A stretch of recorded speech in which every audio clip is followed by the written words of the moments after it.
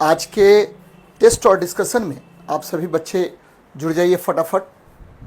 और बच्चे, ये पीछे छूटा हुआ सेट था तो उसी को हम डिस्कस करा रहे हैं आज के सेशन में। और सभी बच्चों से आग्रह है कि इसको ध्यानपूर्वक देखिए। आज के प्रश्न बहुत लाजवाब हैं। देखते हैं पहला क्वेश्चन क्या कह रहा है। ये देखिए, बड़ा मस्त प्रश्न है बच्चे। कह रहा है क्वेश्चन में, बहुत ही अच्छा प्रश्न है ये। क्या कह रहा है प्रश्न में?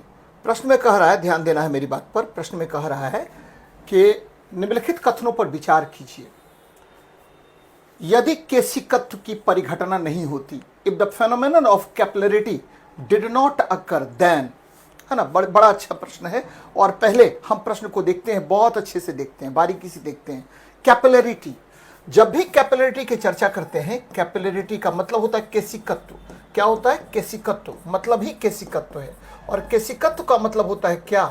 तो अगर आप द्रव से भरे बर्तन में, एकदम ध्यान में रखना बच्चे, अगर द्रव से भरे बर्तन में, ये देखिए एक द्रव है ना, ये द्रव से भरा हुआ बर्तन है और इसमें एक पतली सी नली आप डाल देते हैं। ध्यान देना है, ये बहुत पतली नली आपने इसमें डाल दिया है, जो केस के समान है। ये केस के समान नली आपने इसमें डाल दिया है।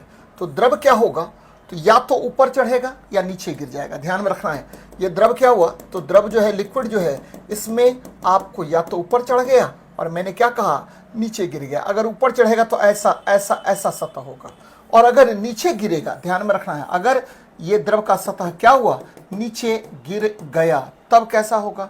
तो भाई एकदम याद रखना है, द्रव का सतह अगर नीचे गिर जाएगा तो ऊपरी आकार जो है ऐसा होगा। ठीक है। इस सतह के ऊपरी, ये देखिए ऊपरी सतह जो है ना, इसको आप क्या कहते हैं? तो इसको बोलते हैं मिनिस्कस। याद रखना, ऊपरी सतह को आप क्या कहते हैं? तो ऊपरी सतह आपका कहलाता है, याद रखना, ऊपरी सतह का आकार, है ना, आकार। ये क्या हो गया? तो ये हो गया मिनिस्कस। इसको मिनिस्कस कहते हैं। ध्यान में रखना है, मिनिस्कस कहा जाता है। अर्धचंद्राकार, हिंदी में क्या बोलते हैं? अर्धचंद्राकार। तो या तो द्रव ऊपर चढ़ जाएगा बच्चे, है ना, केशिकत्व में या तो द्रव क्या हुआ, ऊपर चढ़ गया, या द्रव नीचे गिर जाता। ध्यान में रखना, ये द्रव का परत कहाँ गिर गया? तो नीचे गिर गया। तो दोनों कंडीशन को आप केशिकत्व कहते हैं। याद रखना है, बहुत इंपॉर्टेंट कंसेप्ट है। और कह रहे हैं कि देखिए, केशिकत्व में द्रव की परत, किसकी परत? द्रव की परत, है ना, केश नली में, है ना, केश नली में क्या होगा? तो केश नली में ऊपर चढ़ जाता है या नीचे गिर जाता? ऊपर चढ़ जाता है। ध्यान में रखना है। या आपको मैंने क्या कहा कि नीचे गिर जाता है। ध्यान में रखिएगा, इसको बड़ा मस्त कंसेप्ट है, नीचे गिर जाता है। चलिए, अच्छी बात है। और याद ये भी रखना है कि कब ऊपर चढ़ेगा। तो आपको मैंने कई बार यहां डिस्कस किया है कि देखिए, द्रव अणुओं के बीच कौन सा बल लगता है? तो इसको बोलते हैं कोहेसिव फोर्स। और द्रव और बर्तन के अणुओं के बीच कौन सा बल लगता है? तो द्रव और बर्तन के बीच, अणुओं के बीच लगता है एडहेसिव फोर्स। समान अणुओं के बीच बल को कोहेसिव फोर्स और विपरीत अणुओं के बीच बल को एडहेसिव फोर्स कहते हैं। जब एडहेसिव फोर्स का मान, याद रखना है, कि ज्यादा होगा कोहेसिव फोर्स से, तो द्रव ऊपर चढ़ जाएगा। और जब कोहेसिव फोर्स का मान आपको ज्यादा होगा एडहेसिव फोर्स से, तो द्रव का परत नीचे गिर जाएगा, है ना। और यहां देखिए, ठीक है, जब एडहेसिव फोर्स यानी ससंजक बल, यहां देखिए क्या हुआ, असंजक बल। एडहेसिव फोर्स को बोलते हैं असंजक बल, यानी असंजक बल का मान बड़ा हो रहा है, किससे? ससंजक बल से। तो द्रव आपको ऊपर चढ़ जाता है। ध्यान में रखना है, द्रव की परत ऊपर चढ़ जाएगी जब ससंजक बल, ससंजक यानी समान अणुओं के बीच जो बल होता है, ससंजक बल का मान बड़ा हो गया, किससे? असंजक बल से। तो द्रव का परत नीचे गिर जाएगा। और जब नीचे गिरेगा तो ये द्रव कैसा होगा? तो ये देखिए, जब ऊपर चढ़ा तो द्रव हो गया, याद रखना, द्रव कैसा? तो द्रव ओशियान है, ओशियान, नॉन विस्कस है ना। ये किस लिक्विड में ऊपर चढ़ेगा? तो याद रखना है कि किस लिक्विड में चढ़ेगा। तो ध्यान में रखिएगा कि ऐसा लिक्विड जो ओशियान है, नॉन विस्कस है, उसी में ये ऊपर चढ़ता है। और अगर आपको, ठीक है, क्या हुआ, तो विस्कस लिक्विड होगा तो नीचे गिर जाएगा। ध्यान में रखना है, विस्कस लिक्विड होगा तो आपको द्रव का परत नीचे गिर जाएगा। तो ध्यान में ये रखनी है बच्चे।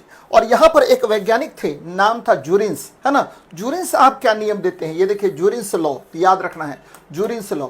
जूरिन्स आप बोल रहे हैं कि देखिए, ठीक है, जुरिन्स लॉ, याद रखिएगा इसको, बहुत महत्वपूर्ण लॉ दिया था केशिकत्व से संबंधित। और इन्होंने कहा था कि देखिए द्रव की ऊंचाई मान लेते हैं h है, तो यह जो है द्रव की ऊंचाई किसमें, केस नली में। द्रव की ऊंचाई कहां पर भाई, तो द्रव की ऊंचाई कहां पर, तो केस नली में, केस नली में। यह जो होता है याद रखना है कि यह आपको केस नली में, यह आपको व्युत्क्रमानुपाती होगा 1/, ठीक है, किसके, केस नली की त्रिज्या के, है ना, त्रिज्या के व्युत्क्रमानुपाती होता है। ये किसने कहा, तो जुरिन्स साहब ने कहा था। और भी बहुत सारी बातें हैं, लेकिन अब प्रश्न पर आते हैं। यहां देखिए, यदि केशिकत्व की परिघटना नहीं होती तो केरोसिन तेल का, ठीक है, उपयोग, केरोसिन दीप का उपयोग मुश्किल हो जाता है। एकदम सही है, क्योंकि केरोसिन का बत्ती, ध्यान दीजिएगा बच्चे, ये बत्ती है, केरोसिन की बत्ती है, तो बत्ती का प्रत्येक जो धागा है, धागा किसकी भांति, तो केस नली की भांति कार्य करता है। याद रखना है कि केरोसिन नली का जो प्रत्येक धागा है, वो धागा क्या करेगा, केस नली की भांति कार्य करता है। और आपको पता है कि भांति कार्य करता है। और मैंने क्या कहा, मैंने यहाँ जुरिन्स के नियम का उपयोग किया, जिसमें मैंने कहा कि देखिए केस नली में द्रव की ऊंचाई क्या होगा, त्रिज्या का व्युत्क्रमानुपाती होता है। जितना पतला होगा उतना ही द्रव ऊपर चढ़ेगा। तो ये एकदम सही है। चलिए, कोई मृदु पेय का उपभोग करने के लिए स्ट्रॉ का उपयोग नहीं कर सकते हैं। अब देखिए स्ट्रॉ का मतलब क्या हुआ भाई मेरे, ये देखिए स्ट्रॉ हम बना रहे हैं। ये देखिए आप लोग बॉटल में क्या पीते होंगे, कोल्ड ड्रिंक्स पीते होंगे, और कोल्ड ड्रिंक्स जो है, ठीक है, उसमें एक पतला सा पाइप डालते हैं, है ना। अब देखिए पाइप को आप क्या करते हैं, फूंकते हैं ऊपर से, है ना, ऊपर से आप क्या करेंगे, फूकेंगे। तो फूकेंगे तो यहाँ प्रेशर, याद रखना है कि अगर वेग बढ़ता है, ध्यान में रखना है, वेग अगर बढ़ता है तो दाब का मान घट जाता है। एकदम याद रखना भाई मेरे, है ना। तो यहाँ दाब घट गया तो नीचे अपने आप दाब बढ़ गया। यानी आपको कोई मृदु पे, यानी तो one cannot use a straw to, ठीक है, कंज्यूम सॉफ्ट ड्रिंक्स। तो सॉफ्ट ड्रिंक्स जब आप पीते हैं स्ट्रॉ के द्वारा, तो यह दाबांतर पर काम करता है। ध्यान में रखना भाई मेरे, किस पर काम करेगा, तो दाबांतर पर कार्य करता है। बहुत महत्वपूर्ण बात है, किस पर कार्य करता है, तो दाबांतर पर कार्य करता है।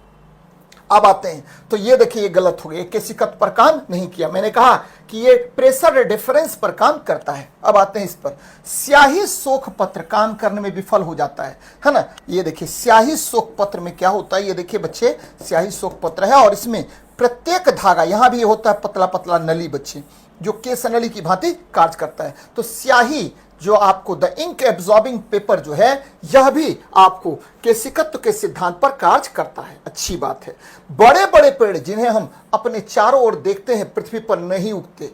बच्चे आपको यहां पर थोड़ा सा आपको क्या करना पड़ेगा, बारीकी से देखना पड़ेगा। क्या देखना पड़ेगा, तो पेड़ में जल, याद रखना है, ये बड़ा महत्वपूर्ण कंसेप्ट मैं बता रहा हूं। पेड़ में जल का प्रवाह, है ना, और ये मैंने कई बार आपको बताया है, जल का प्रवाह, ठीक है, फ्लो ऑफ, ठीक है, water in, flow of water in, ठीक है बच्चे, प्लांट कैसे होगा, तो भाई यहां पर केवल केशिकत्व ही काम नहीं करता है। आप सभी बच्चों को पता है, कई बार मैंने कहा है कि ये देखिए मान लीजिए पेड़ है, तो पेड़ में आपको ये यहां पर आपको जड़ है, और जड़ ये देखिए भूमिगत जल, है ना, भूमिगत जल, अंडरग्राउंड वाटर जो है बच्चे, यह क्या होगा, तो अंडरग्राउंड वाटर जो है, ये अंडरग्राउंड वाटर है यहां पर, और यह आपके जड़ में आएगा, है ना, जड़ में आएगा। ये जड़ है आपका, है ना, इसमें किस विधि द्वारा आएगा, तो भाई मेरे ये जो जड़ में आता है कौन, तो आपका जो जल आता है किसमें, जड़ में। ध्यान में रखिएगा, जड़ में जो जल आएगा वो किस विधि द्वारा, तो परासरण। ध्यान में रखना है, किस विधि द्वारा, परासरण। इसको इंग्लिश में बोलते हैं ऑस्मोसिस, है ना, परासरण विधि द्वारा आता है। याद रखिएगा, ऑस्मोसिस विधि के द्वारा आएगा। और अब जब जड़ में पहुंच गया तो यहां से आपको क्या होता है, तो एक प्रक्रिया अपनाई जाती है, ये जाइलम है बच्चे, जाइलम है, और इसके द्वारा जल ऊपर मूव करेगा जाइलम द्वारा। और ये किस विधि द्वारा, तो ध्यान में रखिएगा, यह केशिकत्व के विधि द्वारा ऊपर की ओर चढ़ेगा। बहुत महत्वपूर्ण है।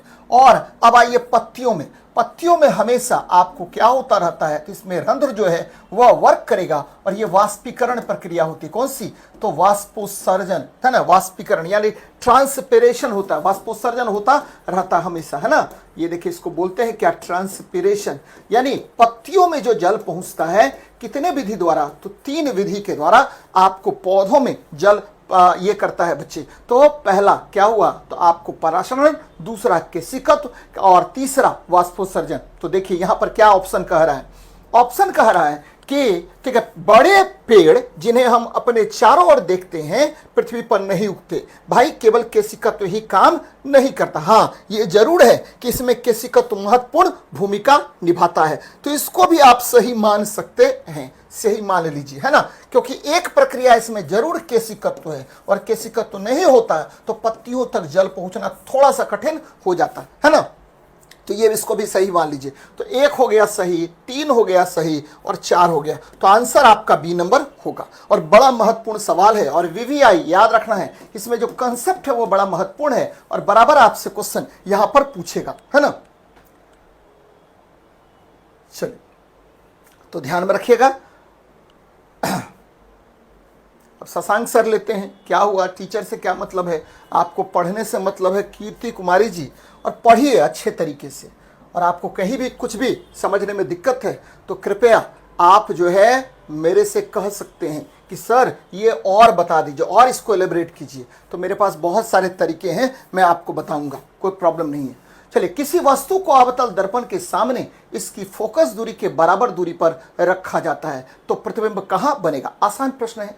अवतल दर्पण है ना, याद रखना, कॉनकेव मिरर है। तो मैं बार बार आपको बताता रहता हूं कि देखिए, जैसे ही कॉनकेव मिरर है तो 3 बातें आपको ध्यान में रख लेनी चाहिए। कॉनकेव मिरर है ना, तो पहला बात क्या है भाई? ठीक है, ये अवतल दर्पण है, याद रखना। इसका कैरेक्टर, इसका गुण, ठीक है, आपको याद रखनी चाहिए। क्या कैरेक्टर होता है?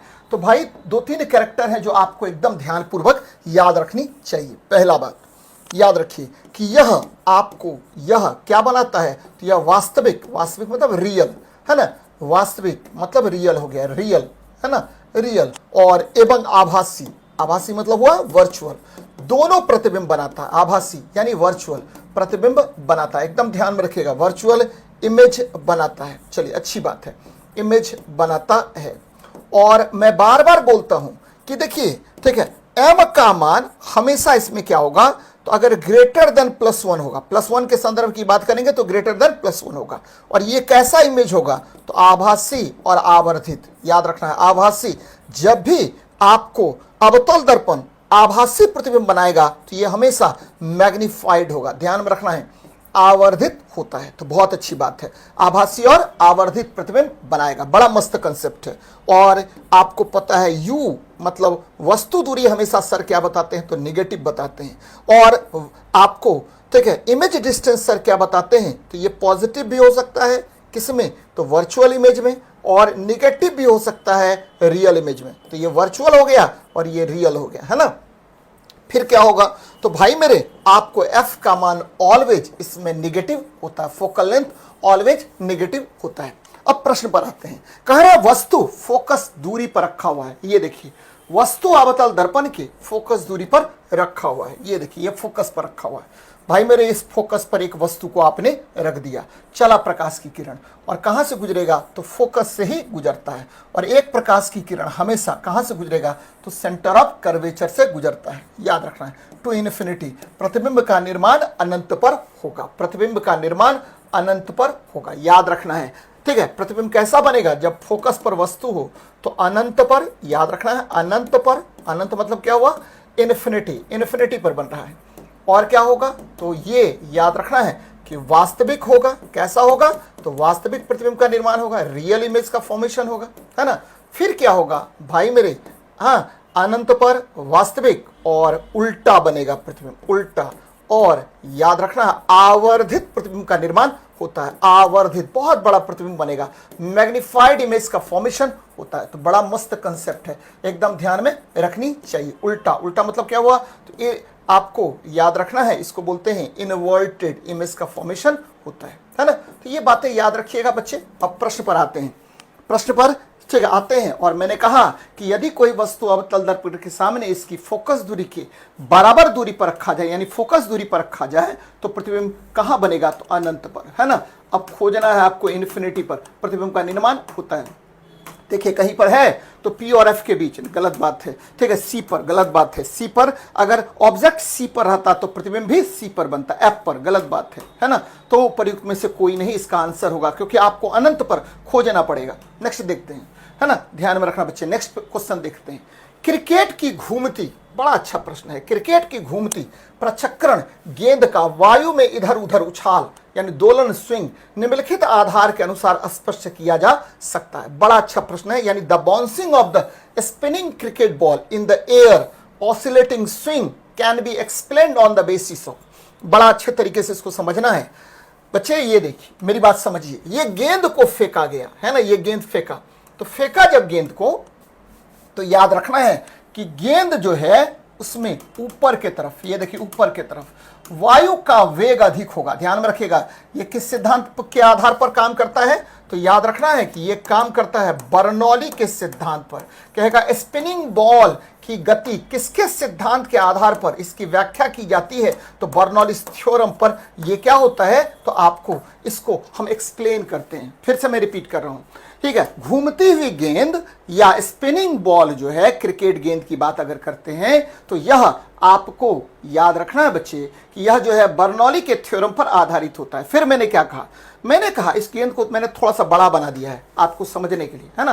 ध्यान में रखिए बच्चे, बड़ा गेंद बना रहे हैं। ये गेंद है, ये गेंद आ गया, तो ऊपर की तरफ वेग का मान अधिक, नीचे की तरफ वेग का मान क्या होगा, तो कम होता है। ध्यान में रखिएगा ये नीचे की तरफ वेग का मान क्या होगा, क्योंकि ऊपर से फेंका गया है, तो नीचे की तरफ वेग का मान आपको कम होगा, जिसकी वजह से यहां प्रेशर अधिक हो गया।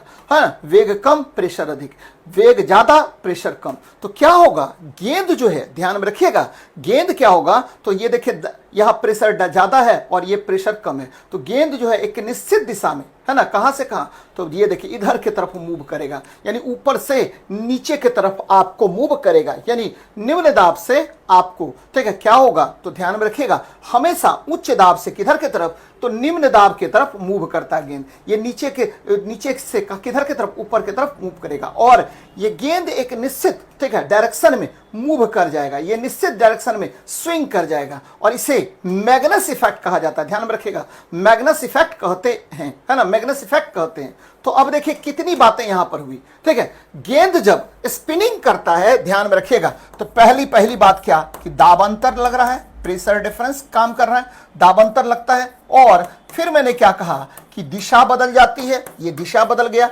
गेंद एक निश्चित दिशा में मूव कर जाइए, दिशा बदल जाता है, और क्या होगा, तो याद रखना है कि इस प्रभाव को आप मैग्नस इफेक्ट कहते हैं। ध्यान में रखिएगा इस प्रभाव को कौन सा प्रभाव कहते हैं, तो इस प्रभाव को मैग्नस इफेक्ट कहा जाता है। याद रखना बच्चे, गेंद पर, ठीक है, दाबांतर के कारण गेंद एक निश्चित दिशा में मूव कर जाती है, और इसे मैग्नस इफेक्ट कहते हैं। और यह किस सिद्धांत पर आधारित होता है, तो याद रखना गेंद का स्विंग बर्नौलिस के थ्योरम पर बेस्ड होता है। और बर्नौलिस का थ्योरम क्या है भाई, तो P प्लस क्या 1/2 रो V स्क्वायर, ठीक है, प्लस क्या रो GH बराबर नियत होता है। ध्यान में रखना है ये बर्नौली का प्रमेय है, बर्नौली का थ्योरम है। अब आते हैं प्रश्न पर, इसको आपने समझ लिया होगा कि गेंद जब, ठीक है, हम क्या करते हैं, गेंद को जब हम स्पिन कराते हैं तो ऊपर के तरफ क्या होगा, वेग अधिक दाब कम, नीचे की तरफ वेग कम दाब अधिक होता है, जिसके कारण नीचे उच्च दाब का क्षेत्र बनता है, ऊपर निम्न दाब का क्षेत्र बनता है। याद रखना है यहाँ हाई प्रेशर जोन बनेगा और ऊपर जो है लो प्रेशर जोन बनता है, जिसकी वजह से गेंद एक निश्चित दिशा में मूव कर जाती है, और इस प्रभाव को आप मैग्नस इफेक्ट कहते हैं। ध्यान में रखना है ये स्पिनिंग ऑफ बॉल इसी तरह से करता है। अब देखिए इस पर देख रहे भाई, क्वेश्चन देखते हैं। कह रहा है क्रिकेट की घूमती प्रचक्रण गेंद का वायु में इधर उधर उछाल या दोलन या स्विंग निम्नलिखित के अनुसार आपको स्पष्ट किया जा सकता है। वायु बहाव की दिशा में अचानक परिवर्तन, एकदम सही है, क्योंकि अब जब आप स्पिन करता है तो आपको नीचे की तरफ वायु क्या होगा, तो वायु की गति, ठीक है, गति कम हो जाएगी, ऊपर की तरफ वायु की गति अधिक होगी, जिसके कारण दाबांतर होगा और वायु एक निश्चित दिशा में मूव कर जाएगा। एकदम सही है भाई। वायु उत्प्लावन बल, अब देखिए, ठीक है, मैंने कहा आपको क्या कि यहां बॉल जो है, ठीक है, हवा के गति के कारण क्या होगा, तो मूव कर रहा है ये दाबांतर के कारण, तो दाबांतर के कारण ऊपर के तरफ याद रखना है एक बल काम करेगा, जिसको आप, ठीक है, क्या कहते हैं, उत्प्लावन बल कहते हैं, जिसकी वजह से गेंद जो है, ठीक है, नीचे से ऊपर की तरफ मूव करेगा। ये एक्चुअली क्रिएट हो रहा है दाबांतर के कारण, तो ये भी आपका ऑप्शन क्या है, सही है। याद रखना वायु उत्प्लावन बल, वायु द्वारा उत्पन्न विक्षोभ, हाँ जी, डिस्टर्बेंस प्रोड्यूस होगा, क्योंकि ठीक है डिस्टरबेंस के कारण ही, ध्यान दीजिएगा, डिस्टरबेंस के कारण ही आपको क्या हो रहा है कि ऊपर वायु की गति जो अधिक और नीचे वायु की गति कम होती है। तो ध्यान में रखिए ये भी आपका सही है ना। तो आपको ये तीनों ऑप्शन आपका सही है, इसलिए आंसर मारिएगा डी नंबर। भाई ये कहीं नहीं पूछ रहा है क्या कि स्विंग निम्नलिखित आधार के अनुसार स्पष्ट किया जा सकता है। तो अगर ये पूछता कि किस सिद्धांत पर कार्य करता है तब ये बर्नौलिस थ्योरम होता है ना। किस सिद्धांत पर कार्य करता है, अगर ये डायरेक्ट पूछता तो ये बर्नौलिस थ्योरम पर आधारित होता है। बोलता है इस प्रभाव को क्या कहते हैं, तो इस प्रभाव को मैग्नस इफेक्ट कहते हैं बच्चे, है ना। तो ये दोनों में से कुछ नहीं पूछ रहा है, कह रहा है क्वेश्चन में कि निम्नलिखित आधार के अनुसार स्पष्ट किया जा सकता है। हाँ ये सारी घटनाक्रम यहां पर हो रही है, जिसलिए आंसर क्या हो जाएगा आपका डी नंबर आंसर होगा। बड़ा अच्छा प्रश्न है बच्चे। यहां तरंग संख्या पर बात कर रहे हैं, किस पर, तरंग संख्या, वेव नंबर पर डिस्कस कर रहे हैं।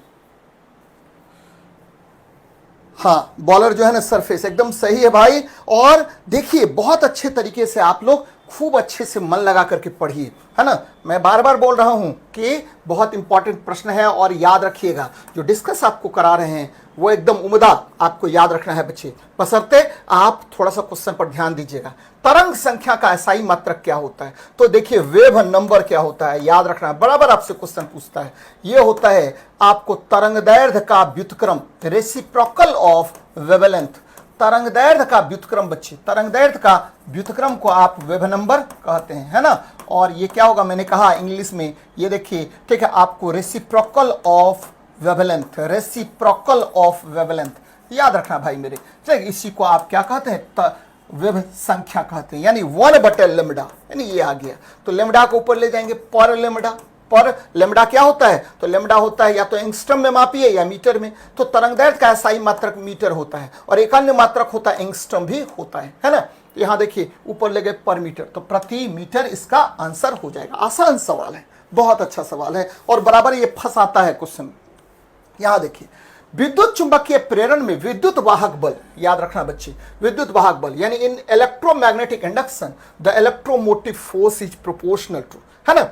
बड़ा अच्छा प्रश्न है। और आपको यदि इस तरह का प्रश्न आया, जैसे ईएमआई का प्रश्न आता है, इलेक्ट्रोमैग्नेटिक इंडक्शन का प्रश्न आता है, तो मुझे तो कुछ और याद आता नहीं है, हमको याद आता है Faraday's law of electromagnetic induction, है ना। ध्यान में रखिए बच्चे, फैराडे के विद्युत चुंबकीय प्रेरण का नियम, ये ध्यान में हमको हमेशा याद रहता है। विद्युत चुंबकीय प्रेरण का नियम, प्रेरण का नियम, ये ध्यान में रहता है। क्या है ये, तो बच्चे फैराडे ने 2 नियम दिए थे, फैराडे ने 2 नियम दिया था। ये देखिए पहला नियम क्या है पहला नियम इन्होंने दिया कि देखिए ये कुंडली है, ये कुंडली है और जब तक आपको चुंबक आगे पीछे करेंगे तभी तक इसमें आपको इंड्यूस्ड करंट प्रोड्यूस होगा।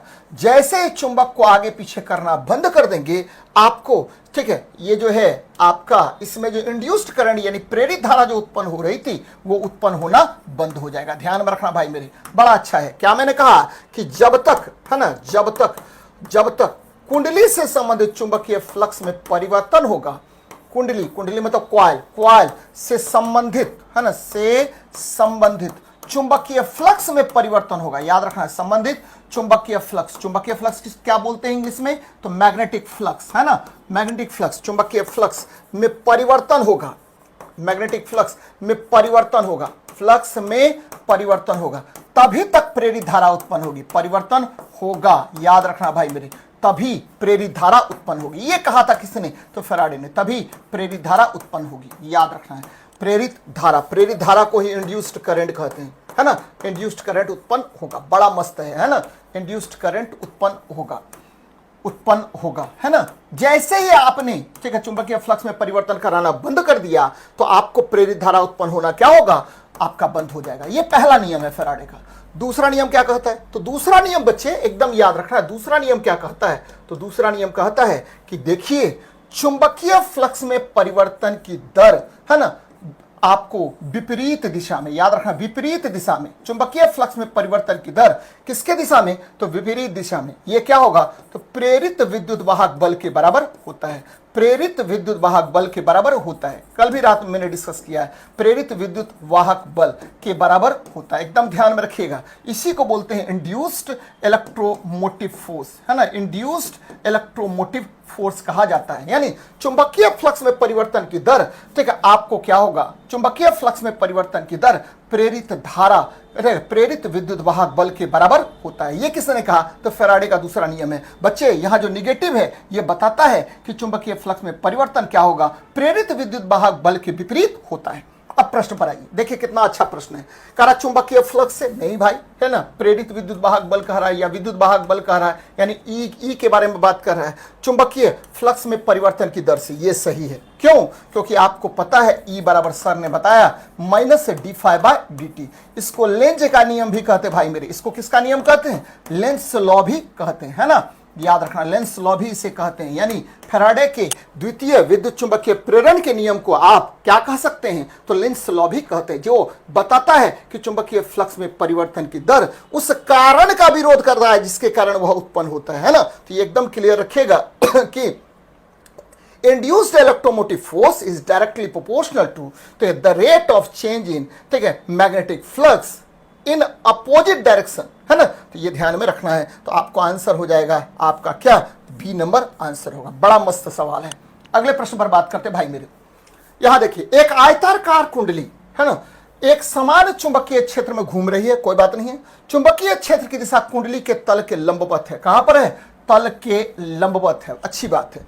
चुंबकीय क्षेत्र में गतिमान कुंडली की गति कम हो जाती है तो क्या होगा। भाई आसान सवाल है लेकिन थोड़ा सा ध्यान में रखना है।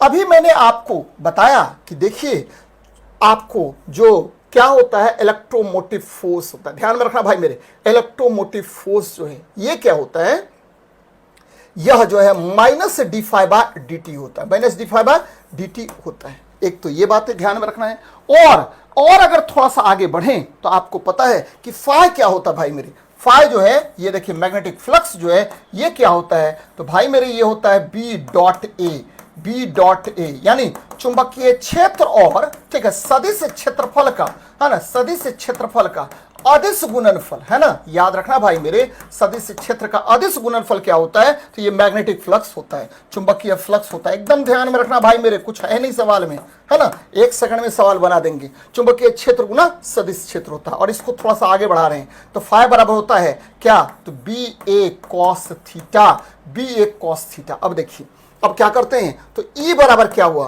तो भाई मेरे माइनस d/dt ले लीजिए और BA cos थीटा कर लेते हैं। तो ये क्या होगा, तो आपको पता होना चाहिए थीटा बराबर क्या होता है।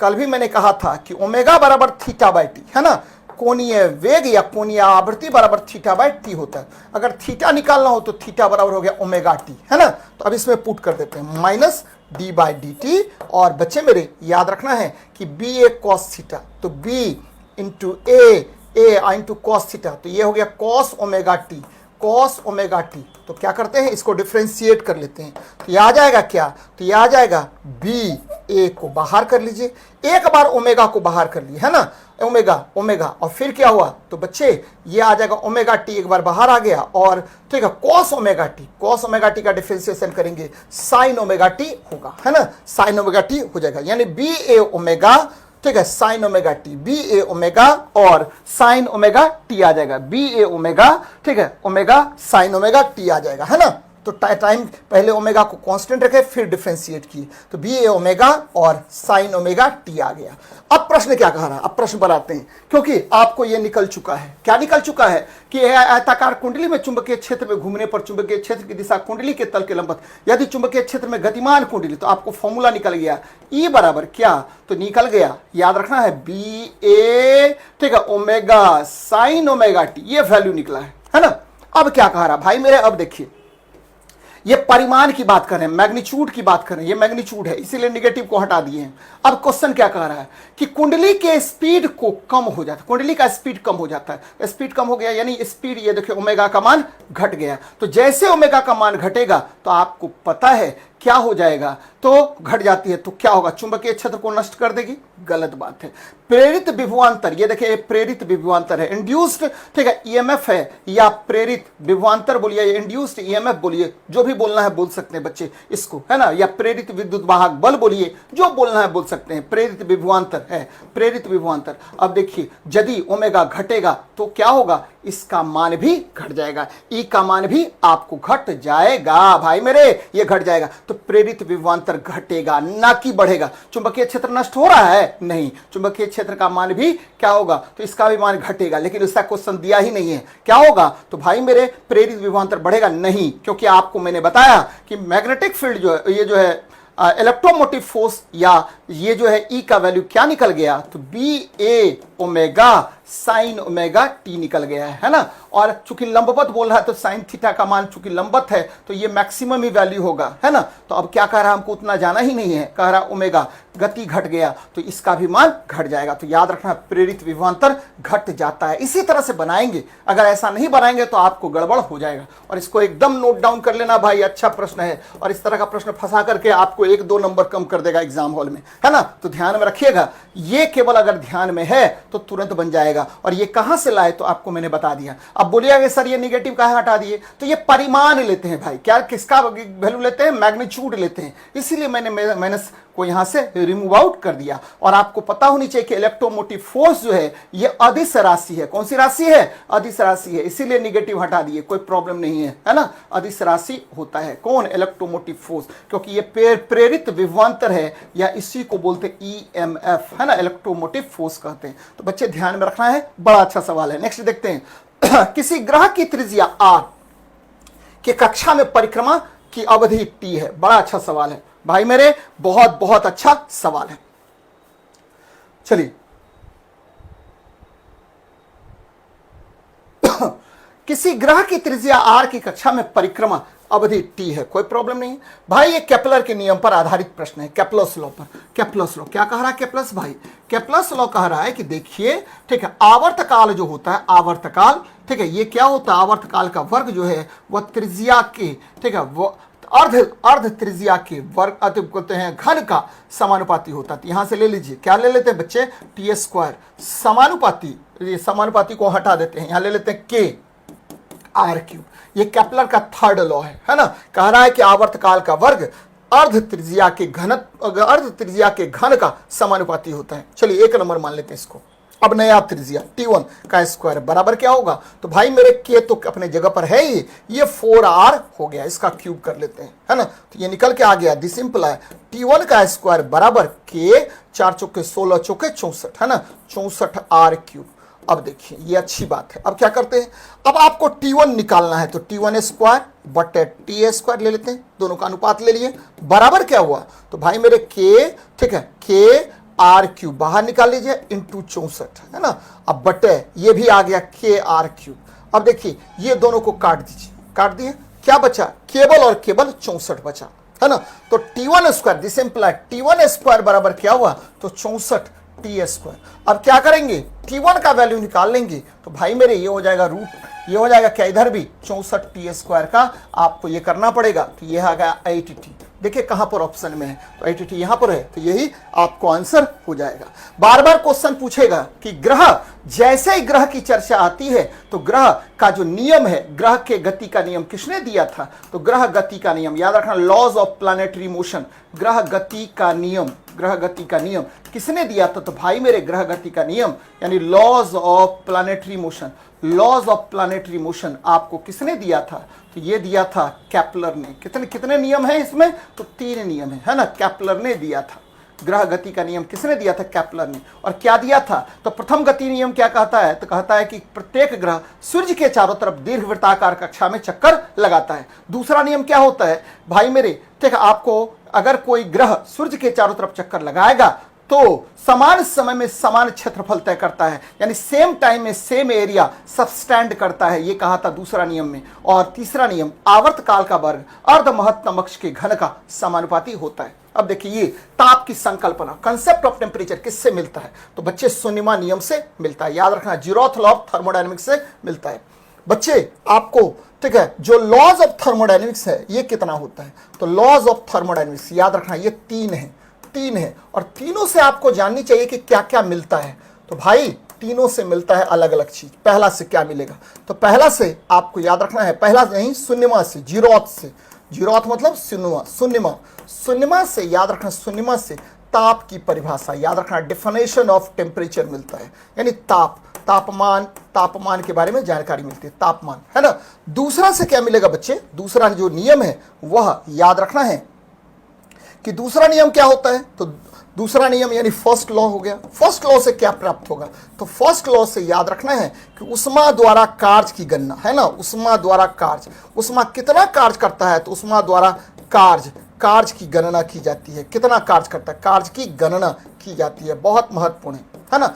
तीसरा जो है जिसको हम क्रम से, ठीक है, आपको सेकेंड लॉ कहेंगे, इसके द्वारा क्या होता है, तो इसके द्वारा बताया गया, क्या बताया गया कि देखिए, ठीक है, उष्मा का, ठीक है, परिवर्तन 100% कार्य में नहीं हो सकता है, यानी आपको, ठीक है, एफिशिएंसी 100% किसी भी इंजन की नहीं हो सकती, ये सेकंड लॉ कहता है। उष्मा का परिवर्तन पूर्णतः कार्य में नहीं हो सकता है, पूर्णतः कार्य में नहीं हो सकता है, कार्य में नहीं हो सकता है ना। ये किस नियम द्वारा दिया गया, तो ये द्वितीय नियम द्वारा दिया गया, नहीं हो सकता है, ध्यान में रखना भाई मेरे।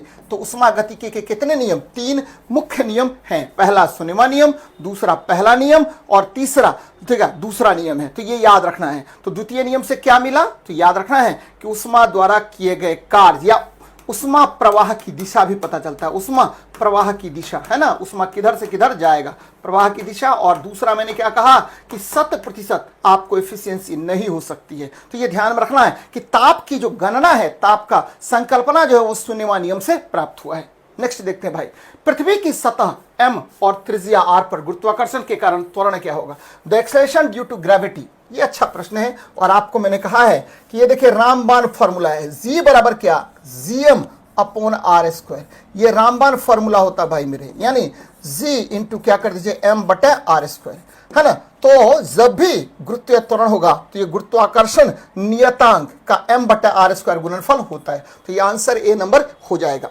लेकिन जी बड़ा महत्वपूर्ण है, आपको पता होनी चाहिए कि जी जो है, जी की गणना किसने की, तो जी की गणना सर्वप्रथम याद रखना, छोटका वाला जी है भाई मेरे, और ये गुरुत्वीय त्वरण है की गणना, ठीक है, किसने की, तो न्यूटन ने। मान किसने दिया, तो मान पृथ्वी के तल पर न्यूटन ने किया, मान भी न्यूटन ने दिया, ध्यान में रखें, मान न्यूटन ने ही दिया था और पृथ्वी के तल पर ने दिया था, है ना। बराबर आपसे क्वेश्चन पूछेगा कि इसका मान किसने दिया, तो न्यूटन ने दिया। और ये याद रखिएगा कि, ठीक है, इसको जो गणना तो किया, कितना किया, तो 9.8 मीटर पर सेकेंड स्क्वायर आपके पृथ्वी के तल पर इसका मान होता है। और जी के कारण ही वस्तु में भार होता है, ध्यान में रखिएगा, जी के कारण ही वस्तु में भार होता है, जी के कारण ही वस्तु में भार होता है, अगर जी ना हो तो वस्तु में भार नहीं होगा, याद रखना है, जी के कारण ही वस्तु में भार होता है। और ठीक है, ये बराबर आपसे क्वेश्चन पूछता है भाई मेरे, हाँ। और आपको बहुत सारी कंसेप्ट यहां पर होते हैं, क्या, पृथ्वी से ऊपर जाने पर जी का मान घटता है, पृथ्वी के अंदर जाने पर यहां भी जी का मान क्या होगा, घटेगा। विषुवत रेखा पर जी का मान कम होता है, न्यूनतम नहीं होगा भाई मेरे, कम होता है। ध्रुव पर जी का मान, ये ध्रुव है, ध्रुव पर जी का मान महत्तम होता है। तो ये सब ध्यान में रखनी चाहिए, बड़ा इंपॉर्टेंट है, बराबर आपसे क्वेश्चन पूछेगा भाई मेरे, है ना। चलिए अगले प्रश्न पर बात करते हैं। कह रहा बल युग्म उत्पन्न होता है ना।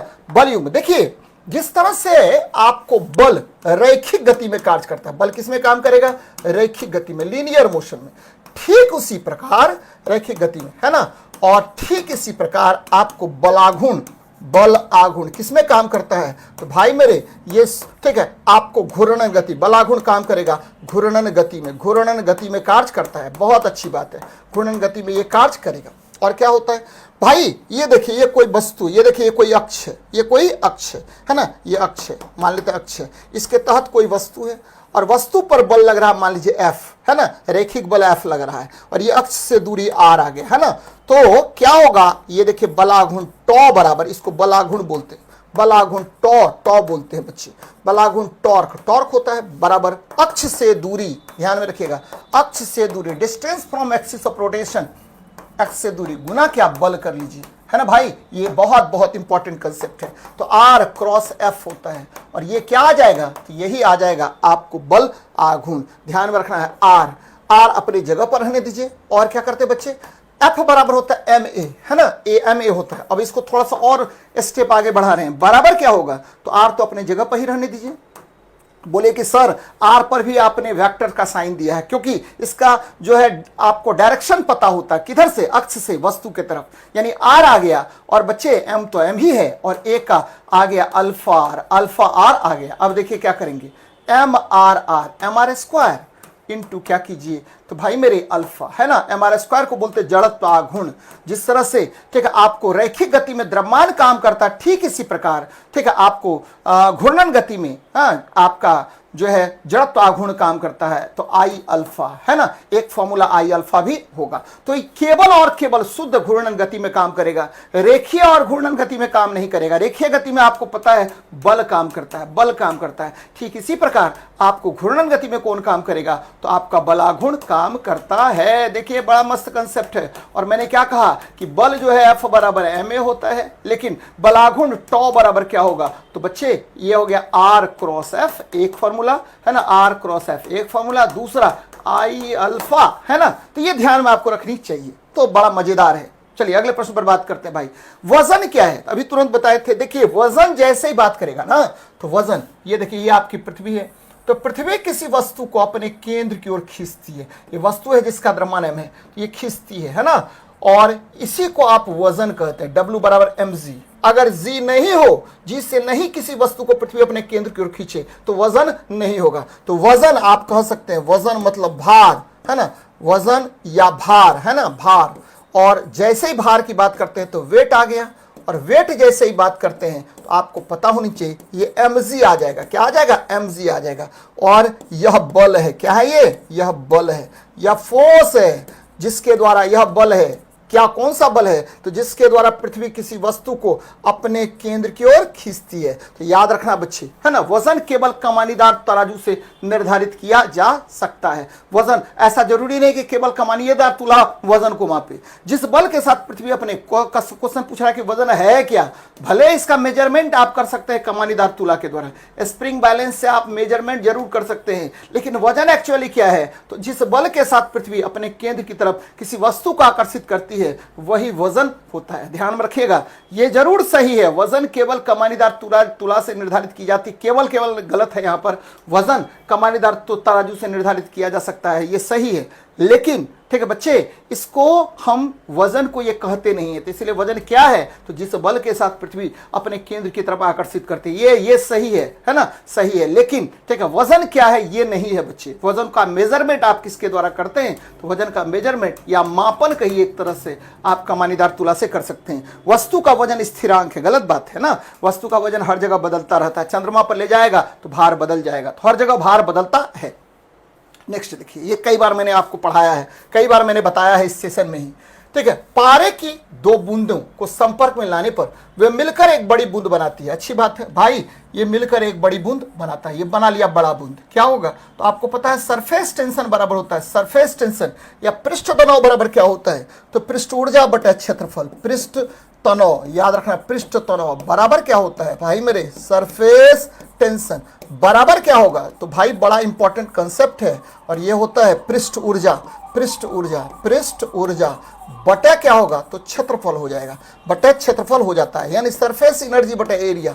तो हमेशा बूंद जैसे ही होगा भाई मेरे, ड्रॉप जैसे ही होगा, तो ये क्या करेगा, तो अपने क्षेत्रफल को मिनिमम करने का प्रयास करेगा। ये देखिए सरफेस एनर्जी बटे एरिया, अपने क्षेत्रफल को मिनिमम करने का प्रयास करेगा, सरफेस एनर्जी को ये बढ़ाने का प्रयास करेगा, और इसी घटनाक्रम को आप क्या कहते हैं, तो सरफेस टेंशन कहते हैं। यानी ठीक है, पारे की दो बूंदों को संपर्क में लाने पर वे मिलकर एक बड़ी बूंद बनाता है, तो ये क्या करेगा, सरफेस एरिया को कम और सरफेस एनर्जी को ज्यादा करने का प्रयास करेगा, जिसकी वजह से यह दोनों बूंद आपस में मिलकर के एक बड़ा बूंद बना लेता है। ध्यान में रखना है, तो न्यूनतम आयतन बनाए रखना नहीं बच्चे, अधिकतम पृष्ठीय क्षेत्रफल नहीं है, अधिकतम पृष्ठीय ऊर्जा है ना, तो न्यूनतम पृष्ठीय क्षेत्रफल बनाए रखना चाहता है ना, ध्यान में रखना है। अधिकतम पृष्ठीय ऊर्जा होता, सरफेस एनर्जी अधिकतम हो जाता है। तो ये बड़ा अच्छा प्रश्न है और बराबर आपसे क्वेश्चन पूछता है।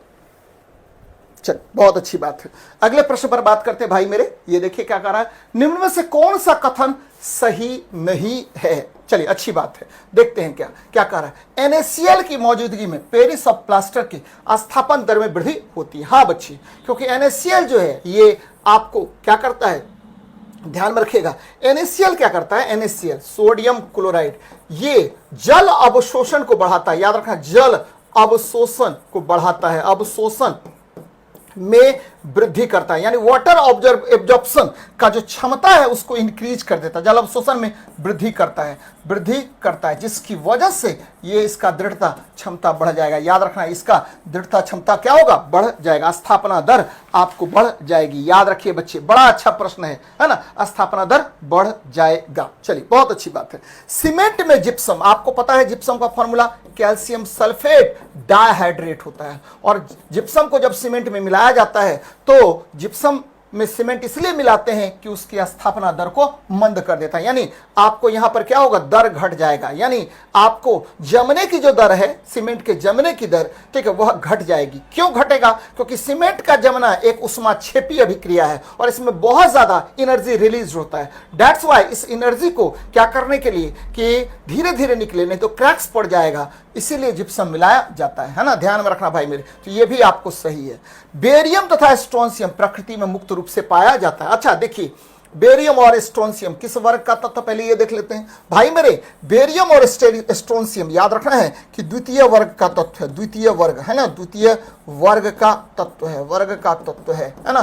कौन सा द्वितीय वर्ग होता है, याद रखना है बच्चे, ये सेकेंड ए वर्ग का तत्व है। सेकेंड ए वर्ग में कौन कौन आता है, तो भाई मेरे सबसे पहले आता है बेरिलियम, है ना, उसके बाद कौन आएगा, तो भाई कैल्शियम, उसके बाद कौन आएगा, तो मैग्नीशियम, उसके बाद कौन आएगा, तो भाई मेरे इसके बाद, ठीक है, बेरिलियम, कैल्शियम, मैग्नीशियम, स्ट्रोंशियम, ठीक है, बेरियम, और देन आफ्टर रेडियम आता है। और मैं कई बार बताता हूं कि देखिए ये रंगहीन होता है। ज्वाला का बात करें, ज्वाला, ज्वाला मतलब आपको फ्लेम का कलर बात करें तो ये कलर नहीं देगा। ये जो है ना कैल्शियम ईंट जैसा कलर देगा, ईंट जैसा, है ना, ईंट जैसा कलर देता है, ध्यान में रखना भाई। ये क्या देगा, उजला कलर देगा, ज्वाला में ये उजला रंग देता है। और स्ट्रोंशियम ये भी लाल देता है ना, अलग अलग किस्म का लाल होता है, ये ईंट जैसा लाल होगा और ये क्या होगा, तो काफी चटकीला लाल होता है। बेरियम ये हरा रंग का ज्वाला देता है, ध्यान में रखना है। रेडियम ये भी रेडियो सक्रिय पदार्थ है, लेकिन ये भी लाल होता है, रक्त जैसा लाल हो जाता है, रक्त जैसा लाल ज्वाला देगा, ध्यान में रखना भाई मेरे, है ना।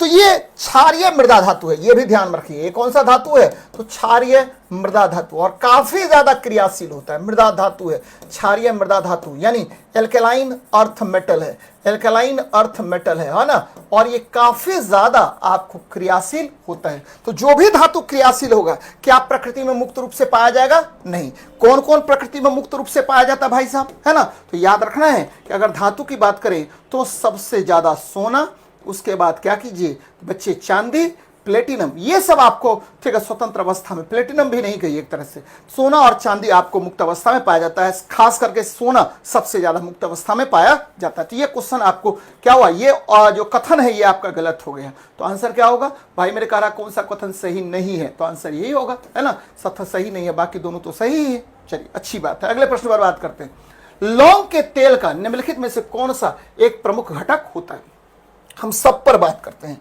सबसे पहले आते हैं मेंथॉल, है ना, मेंथॉल, याद रखिए इसको पिपरमिंट बोलते हैं, पेपरमिंट, पेपरमिंट, है ना, बड़ा अच्छा लगता है पेपरमिंट खाने पर, पेपरमिंट कहा जाता है। और याद रखिएगा पेपरमिंट कहाँ होगा, पुदीना में, पुदीना में होता है। और ये क्या होता है, तो भाई मेरे, ठीक है, यह आपको ये डाइजेशन में सहायता करता है, पाचन में सहायता करता है, पाचन में सहायक, है ना, ध्यान में रखिएगा। बराबर आपसे क्वेश्चन पूछेगा कि ठीक है मेंथॉल जो है किसमें पाया जाता है, तो पुदीना, हरा पुदीना, देखिएगा पुदीना हम लोग खाते हैं, है ना, पुदीना में पाया जाता है।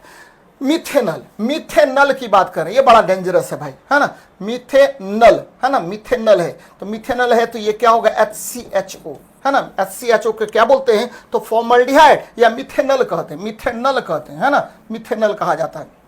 ध्यान में रखिएगा, मिथेनॉल होता तो अलग हो जाता है, मिथेनल है तो फॉर्मल्डिहाइड है, HCHO है, क्योंकि एल्केनल बोलते हैं इसको, है ना, पहला हुआ मिथेनल, ये फॉर्मल्डिहाइड होगा। चींटी के डंक में, याद रखना, चींटी के डंक में, चींटी के डंक में क्या पाया जाता है, तो भाई मेरे ठीक है, चींटी के डंक में फॉर्मिक एसिड पाया जाता है ना, ये फॉर्मल्डिहाइड किस में पाया जाएगा, तो इससे फॉर्मेलिन बनता है, याद रखना फॉर्मेलिन बनता है, फॉर्मेलिन बनता है, ध्यान में रखना भाई मेरे, इससे क्या बनेगा, फॉर्मेलिन बनता है, फॉर्मल्डिहाइड है ये, है ना, फॉर्मेलिन बनता है। और ये फॉर्मेलिन क्या होता है, तो आप लोग देखते होइएगा कि ठीक है, सबको हम लोग क्या करते हैं, या कोई भी ठीक है लेबोरेटरी में जाइएगा, बॉटनी या जूलॉजी लेबोरेटरी में, तो वहां फॉर्मेलिन का यूज हम लोग करते हैं। यह है क्या, तो 40% है ना फॉर्मल्डिहाइड का जलीय विलयन, फॉर्मल्डिहाइड का जलीय विलयन, ये क्या कहलाता है, तो फॉर्मल्डिहाइड का जलीय विलयन ही आपको फॉर्मेलिन कहलाएगा, जलीय विलयन आपको फॉर्मेलिन कहलाता है। बड़ा अच्छा प्रश्न है बच्चे, और इसका उपयोग आपको मैंने क्या कहा, सबको रखने के लिए। आजकल क्या करता है कि व्यवसाय में ठीक है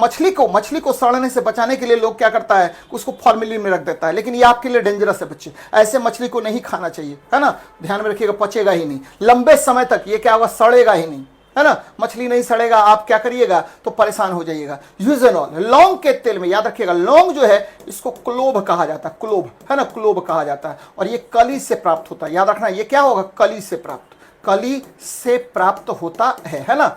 और ये यूजेनॉल जो है, यूजेनॉल ये क्या होता है, लौंग का तेल है, लौंग का तेल है, ध्यान में रखिएगा लौंग का तेल होता है। और ये एल्कलॉइड है, एक तरह से क्या है, एल्कलॉइड है, एल्केलॉइड से बच्चे, एल्कलॉइड से। और ये दर्द नाशक में, याद रखिए दांत के दर्द में उपयोगी है, किसके दांत दर्द में, तो दांत के दर्द को दूर करने का काम करता है, दांत का दर्द दूर करता है। तो बड़ा अच्छा प्रश्न है बच्चे, बराबर आपसे क्वेश्चन पूछेगा, है ना, तो ये ध्यान में रखनी है।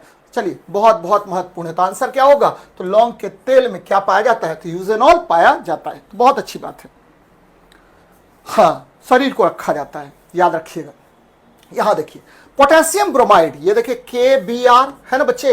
तो आजकल क्या होता है कि जनरली सिल्वर ब्रोमाइड का आप प्रयोग करते हैं, किसमें, फोटोग्राफी प्लेट में, है ना, या फोटोग्राफी में जनरली पोटेशियम ब्रोमाइड का भी प्रयोग आजकल इसके स्थान पर किया जाने लगा है, ध्यान में रखिए, फोटोग्राफी में। पोटेशियम नाइट्रेट KNO3, बच्चे आपको मैंने कई बार कहा है कि विस्फोटक में, याद रखिए गन पाउडर में इसका यूज करते हैं, किसमें, तो पोटेशियम नाइट्रेट का। जनरली क्या होता है, तो देखिए सल्फर, ठीक है, सल्फर, चारकोल है ना, चारकोल और क्या, नाइटर में क्या होता है, पहले यूज किया जाता था KNO3, वर्तमान में यूज किया जाता है कौन, तो NaNO3। इसका प्रयोग हम लोग करते हैं किसमें, विस्फोटक में, गन पाउडर में करते हैं। तो ध्यान में रखिएगा पोटेशियम नाइट्रेट जो है ये बारूद में यूज होगा, कोई प्रॉब्लम नहीं है।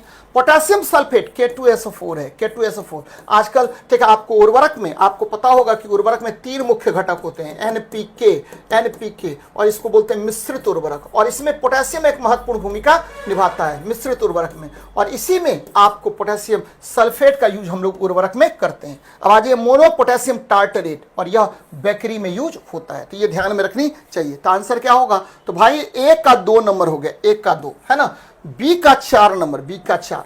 C का क्या होगा भाई मेरे, तो C का हो गया पोटेशियम सल्फेट है उर्वरक में 1 नंबर, तो आंसर हो जाएगा A नंबर। तो अच्छा बात है, ध्यान में रखिएगा।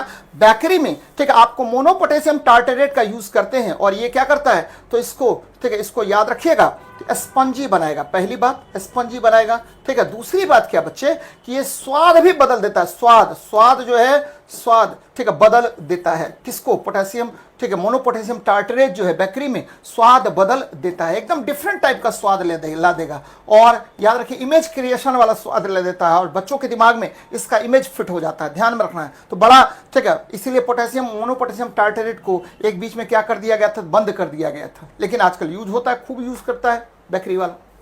यहां देखिए द्विविस्थापन अभिक्रिया कौन है, तो भाई ये देखिए सिल्वर क्लोराइड है, ये 2 भाग में टूट गया, हाँ इसको क्या बोलते हैं, तो इसको बोलते हैं, याद रखना, डिकम्पोजिशन रिएक्शन, और ये प्रकाश के कारण होता है, तो प्रकाशीय अपघटन कहा जाता है।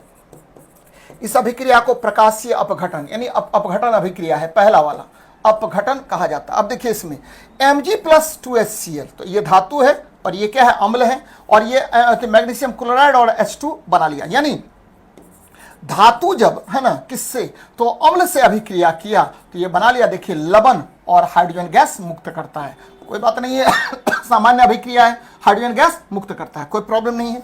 पोटेशियम ब्रोमाइड, ये देखिए BaI2, अच्छी बात है भाई मेरे। अब देखिए 2 भाग में टूट गया, पोटेशियम में और ब्रोमाइड में, पोटेशियम में और किस में, तो ब्रोमाइड में, ये 2 भाग में टूट गया, ये K+ और क्या बी आर माइनस में टूट गया, कोई प्रॉब्लम नहीं।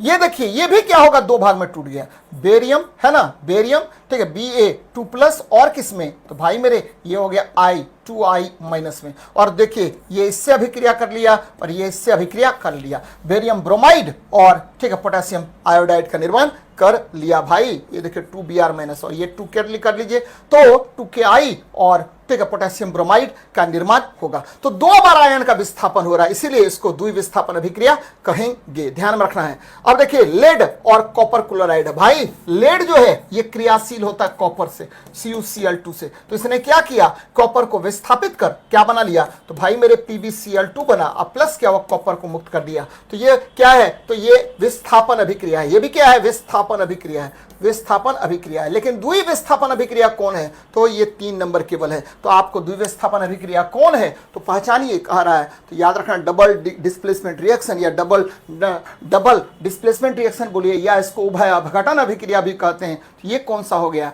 तो केवल और केवल 3 नंबर होगा। चलिए अगले प्रश्न पर बात करते हैं।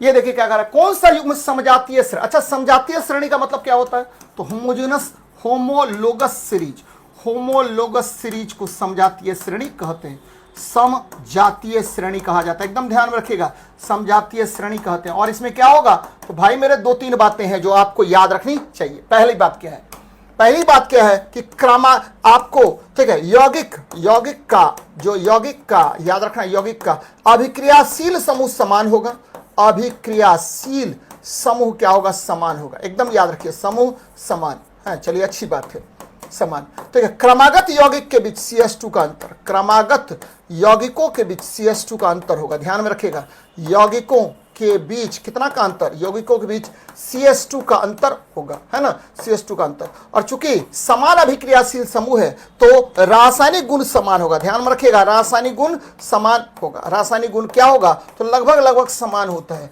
लेकिन जैसे जैसे आपको भार बढ़ेगा तो भौतिक गुण क्या होगा, थोड़ा सा अंतर होगा, क्रमागत अंतर उसमें आएगा। अब देखिए प्रश्न पर आते हैं, ये देखिए क्या है भाई, तो C2H5COCH3, तो CH3CO, इसके बीच में अंतर निकालिए, क्योंकि दोनों क्या है, कीटोन है, ये दोनों क्या है, कीटोन है, C डबल बॉन्ड O, तो अभिक्रियाशील समूह दोनों में क्या है, C डबल बॉन्ड O है। अब दोनों में अंतर देखते हैं भाई मेरे, है ना, तो दोनों में CH2 का अंतर है, तो CH2 का भी अंतर दोनों में है, तो ये सही है, ये अभिक्रियाशील समूह है। और भी देखना चाहिए, ये अल्कोहल ग्रुप है और ये क्या है, एसिड ग्रुप है, कार्बोक्सिलिक एसिड है, तो गलत हो गया, अलग अलग अभिक्रियाशील समूह होगा।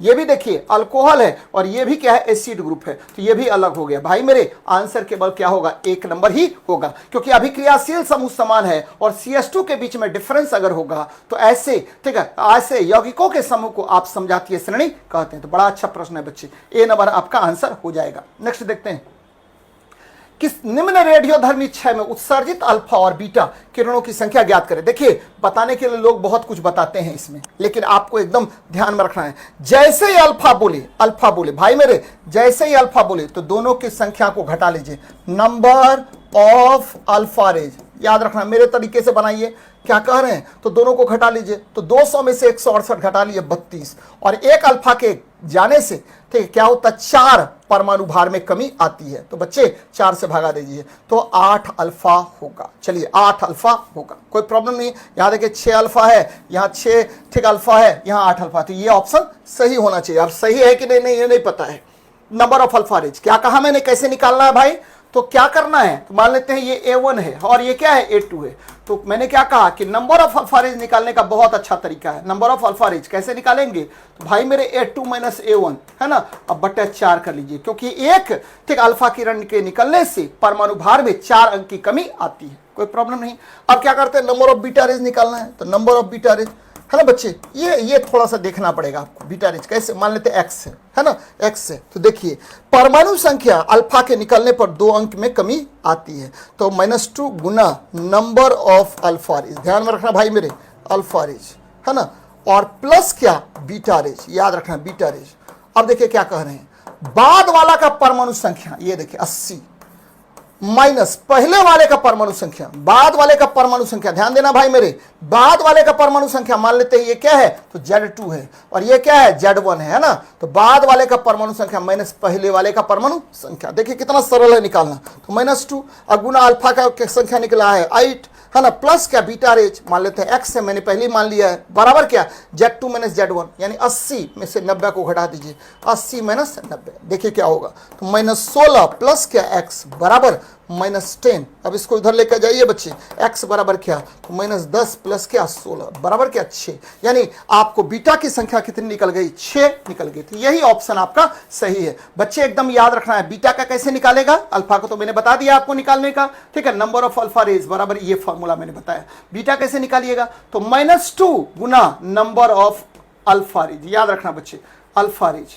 ठीक है, प्लस प्लस क्या करना है, प्लस, ठीक है, नंबर ऑफ बीटा रेज, याद रखिएगा नंबर ऑफ बीटा रेज, है ना, बीटा रेज, बाद वाले का परमाणु संख्या Z2 माइनस पहले वाले का परमाणु संख्या Z1। तो ये तरीका है निकालने का, याद रखना बच्चे, ये दोनों फॉर्मूला नोट डाउन कर लेगा तो सफलता मिलने में कोई दिक्कत नहीं है ना, ध्यान में रखना है। बराबर आपसे इस तरह का प्रश्न एकदम हल कर देना है एग्जाम हॉल में।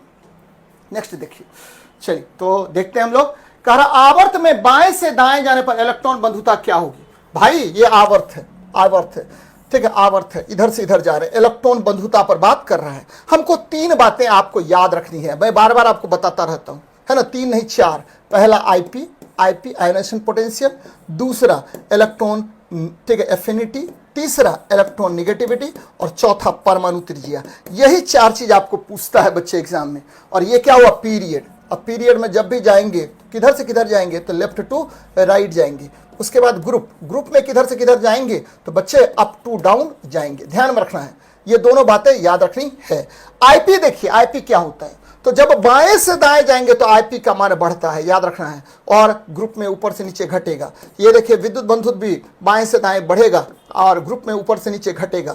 इलेक्ट्रॉन बंधुता ये भी बढ़ेगा, ये भी घटेगा। लेकिन परमाणु त्रिज्या क्या होती है, लेफ्ट टू राइट घटता है, यही केवल एक घटता है बच्चे, बाकी सब क्या होगा, आपको बढ़ेगा ही, है ना। ये देखिए वर्ग में ऊपर से नीचे बढ़ता है, यानी परमाणु त्रिज्या केवल, याद रखना, परमाणु त्रिज्या केवल क्या होगा, तो लेफ्ट टू राइट जाने पर क्या होता है, तो घटता है, वर्ग में ऊपर से जाने नीचे जाने पर बढ़ता है। आईपी आपको आवर्त में, ठीक है, क्या होगा, बढ़ेगा बाएं से दाएं। विद्युत बंधुत्व क्या होगा, बढ़ेगा। इलेक्ट्रोनिगेटिविटी यानी विद्युत ऋणात्मकता, ये भी क्या होगा, बढ़ेगा, है ना बच्चे, याद रखना। ये आयनन विभव कह रहे हैं, आयनन विभव, आयनाइजेशन पोटेंशियल, आयनन विभव कहते हैं। और ये मैंने कई बार बताया है कि एक इलेक्ट्रॉन को बाहर निकालने के लिए आवश्यक ऊर्जा होता है। तो भाई मेरे आवर्त में बाएं से दाएं जाने पर इलेक्ट्रॉन बंधुता, मैंने क्या कहा अभी तुरंत, तो ये बढ़ेगा। देखिए कहां पर है, बढ़ जाती है, आंसर बी नंबर हो जाएगा। अगले प्रश्न पर बात करते हैं, कह रहा आयनन की मात्रा। अब देखिए बड़ा अच्छा प्रश्न है बच्चे, क्या कह रहा, आयोनाइजेशन यानी आपको क्या कह रहा है, तो अमाउंट ऑफ आयोनाइजेशन, बड़ा अच्छा प्रश्न है भाई। और ये ओस्टवाल्ड के नियम पर आधारित है।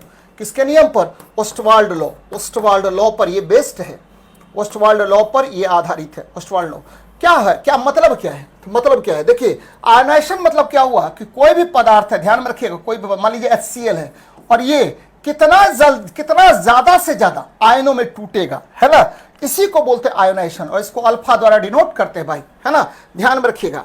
तो विलायक की प्रकृति, जैसा सॉल्वेंट होगा उतना ही तेज गति से क्या होगा, आयोनाइजेशन होगा, याद रखना है। ये पहला डिपेंड करता है, डिपेंड्स ऑन, सबसे पहले डिपेंड करेगा विलायक की प्रकृति पर, एकदम ध्यान में रखना बच्चे, विलायक की प्रकृति। और अगर मान लीजिए कि विलायक क्या हुआ, ग्लूकोज का घोल ले लिए, तो क्या वो टूटेगा, नहीं टूटेगा, आसानी से नहीं टूटेगा भाई। तो विलायक की प्रकृति एकदम याद रखिए बच्चे, विलायक की प्रकृति पर निर्भर करता है ना।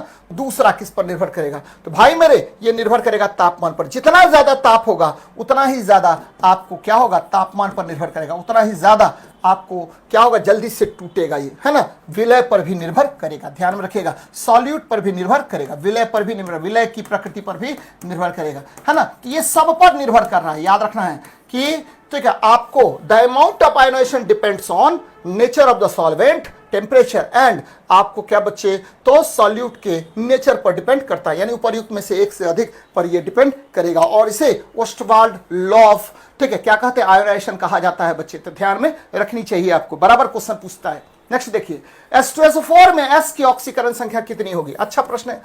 हाइड्रोजन का किसी भी, ठीक है, आपको यौगिक में +1 होता है ऑक्सीडेशन नंबर, तो +1 × 2 कर लेते हैं ना। ये देखिए सल्फर का मान लेते हैं क्या है, X है, हाँ एक्स है, और ऑक्सीजन का आपको पता है किसी यौगिक में -2 होता है, -2 × 4, और किसी यौगिक का कुल ऑक्सीकरण संख्या कितना होता है भाई मेरे, तो यह 0 होता है, याद रखना 0 होता है, अगर उस पर आवेश नहीं है तो बराबर 0 हो गया। चलिए अच्छी बात है, तो ये देखिए 1 × 2 कर लीजिए तो 2 आ गया, अब प्लस x आ गया और -8 आ गया बराबर 0, तो दिस इम्प्लाई x -6 बराबर 0, तो दिस इम्प्लाई x बराबर क्या हुआ +6 आ जाएगा। तो बच्चे सल्फर का +6 होगा। तो आसान प्रश्न है, याद रखना है, आसान सवाल है। नेक्स्ट देखते हैं, ये देखिए ये बड़ा अच्छा प्रश्न है भाई मेरे, एकदम देखना है, मेरे से क्या तरफ देखना है, बहुत अच्छे से देखना है। HCl के 10⁻⁻8 मोल, कभी ये मत समझिएगा कि ये H+ आयन दिया हुआ, ये नहीं दिया हुआ भाई, ठीक है। तो इसको जल में मिला रहे हैं, ध्यान में रखिएगा, जल में मिला रहे हैं, मान लेते हैं जल में मिलाया, तो मिलाए तो याद रखना HCl को आपने मिलाया और इसका कंसंट्रेशन दिया हुआ -10⁻⁸, जल में मिला लिए, तो जल का कंसंट्रेशन कितना होता है -7 होता है ना। इसमें जल आपने मिलाया, याद रखना है जल में कंसंट्रेशन कितना होता है, तो -7 pH वैल्यू होता है, याद रखना है। 10⁻⁷ कर लिया, अब कॉमन ले लीजिए भाई मेरे, अब कॉमन ले लेते हैं, ये 10⁻⁷ कॉमन ले लिए, है ना, क्या बचा, तो 1 है ना, 1 ये आ गया 1 इससे, क्योंकि आप इसको अगर थोड़ा सा एक स्टेप और बढ़ा लें तो और अच्छा आ सकता है। कैसे आ सकता है, तो ये देखिए ये आ जाएगा कितना, तो ये 10⁻⁷ प्लस ये देखिए 10⁻⁸ दिया हुआ आपको, है ना, जल में मिलाए थे, ये देखिए 1 लीटर जल में मिलाए थे, तो जल क्या होता है, तो 10⁻⁻ pH होता है इसका, है ना, 7 होता है, और कंसंट्रेशन कितना हुआ, तो 10⁻⁷ होता है, ध्यान में रखना बच्चे, ये कर लिए। और 10⁻⁻1 × 10⁻⁷, देखिए 7 1 8 सही है। अब क्या किए, कॉमन निकालिए 10⁻⁷, अब देखिए क्या हो जाएगा भाई, ये 1 अब प्लस क्या 1/10⁻⁻1 हो गया, है ना, तो इसको कर लीजिए कितना, तो ये इसका कंसंट्रेशन आ गया कितना, तो 10⁻⁷ इंटू क्या होगा भाई मेरे, तो ये देखिए 10⁻⁻1 है +1 है, तो ये आ जाएगा 1.1, है ना। तो कंसंट्रेशन कितना होगा भाई मेरे, तो ये देखिए ये हो जाएगा कंसंट्रेशन, यानी H+ आयन का कंसंट्रेशन इसमें हो जाता है कितना, तो 1.1 × 10⁻⁷। अब pH निकाल लेते हैं, pH बराबर होता है कितना, -log, ठीक है, बेस 10 और क्या, तो H+ आयन कंसंट्रेशन भाई मेरे, इसका वैल्यू आ जाएगा -log और बेस 10, और ये आ गया कितना, तो H+ आयन है 1.1 × 10⁻⁷ आ गया, है ना। तो अब देखिए क्या हो जाएगा, 7 बाहर निकालते हैं, और इसका जो है कंसंट्रेशन वो कितना होगा, तो ये आ जाएगा माइनस आपको 0.11, याद रखना 0.11 के आसपास, यानी 6.98 के आसपास आपको इसका वैल्यू आएगा, किसका, तो आपको जो है pH मान, यानी आपको जो जैसे ही, ठीक है, HCl को आपने जल में मिलाना है तो आपको pH मान देखिए कम हो गया, किससे, 7 से कम हो जाएगा, ध्यान में रखिएगा 7 से कम हो जाएगा। ऐसे भी ध्यान में रखना है आपको क्या, कि अम्ल में, याद रखना अम्ल में, ठीक है, जल के मिलाने पर, ध्यान में रखना बच्चे, जल के मिलाने पर, है ना, मिलाने पर, ठीक है, मिलाने पर, हाँ, H+ आयन क्या होगा, बढ़ता है ना, और जल अम्लीय हो जाता है, जल अम्लीय बोलते हैं आपको, जल का pH मान याद रखना, pH मान घट जाता है। इतना करने की आवश्यकता भी नहीं थी, केवल ये तरीका जानते तो आपको आ जाता है। लेकिन कभी कभी क्या होता है कि आपको वैल्यू कैलकुलेट करने के लिए बोलेगा, तो आपको वैल्यू इस तरह से कैलकुलेट भी कर लेंगे। चलिए अच्छी बात है, अगले प्रश्न पर बात करते हैं। एक परमाणु 2 इलेक्ट्रॉन त्याग कर क्या होता है, तो भाई मेरे जैसे ही परमाणु 2 इलेक्ट्रॉन का त्याग करेगा, है ना, परमाणु है, ये देखिए मान लीजिए सोडियम है ना, सोडियम है, इसने 2 इलेक्ट्रॉन त्याग दिया, तो ये क्या बना लिया, तो Na2+ बना लिया, है ना, तो धनात्मक, तो ये ऋणावेशित आयन नहीं बच्चे, धनात्मक आयन बनाएगा, 2 धनावेशित ग्रहण करता है, सही है। उदासीन अवस्था से 2 इलेक्ट्रॉन में कमी आती है, एकदम सही है, ये भी सही है, ये भी सही है ना। तो ध्यान में रखिए बच्चे, बी और सी दोनों सही है, यानी आंसर क्या होगा, आपको डी नंबर आ जाएगा। नेक्स्ट देखते हैं, करा नाइट्रस ऑक्साइड गैस का उत्सर्जन किस उद्योग में होता है, बच्चे सीमेंट उद्योग में। याद रखना सीमेंट किससे बनता है, तो सीमेंट बनता है कैल्शियम ऑक्साइड से। सीमेंट बनता है किससे, तो सिलिका ऑक्साइड से।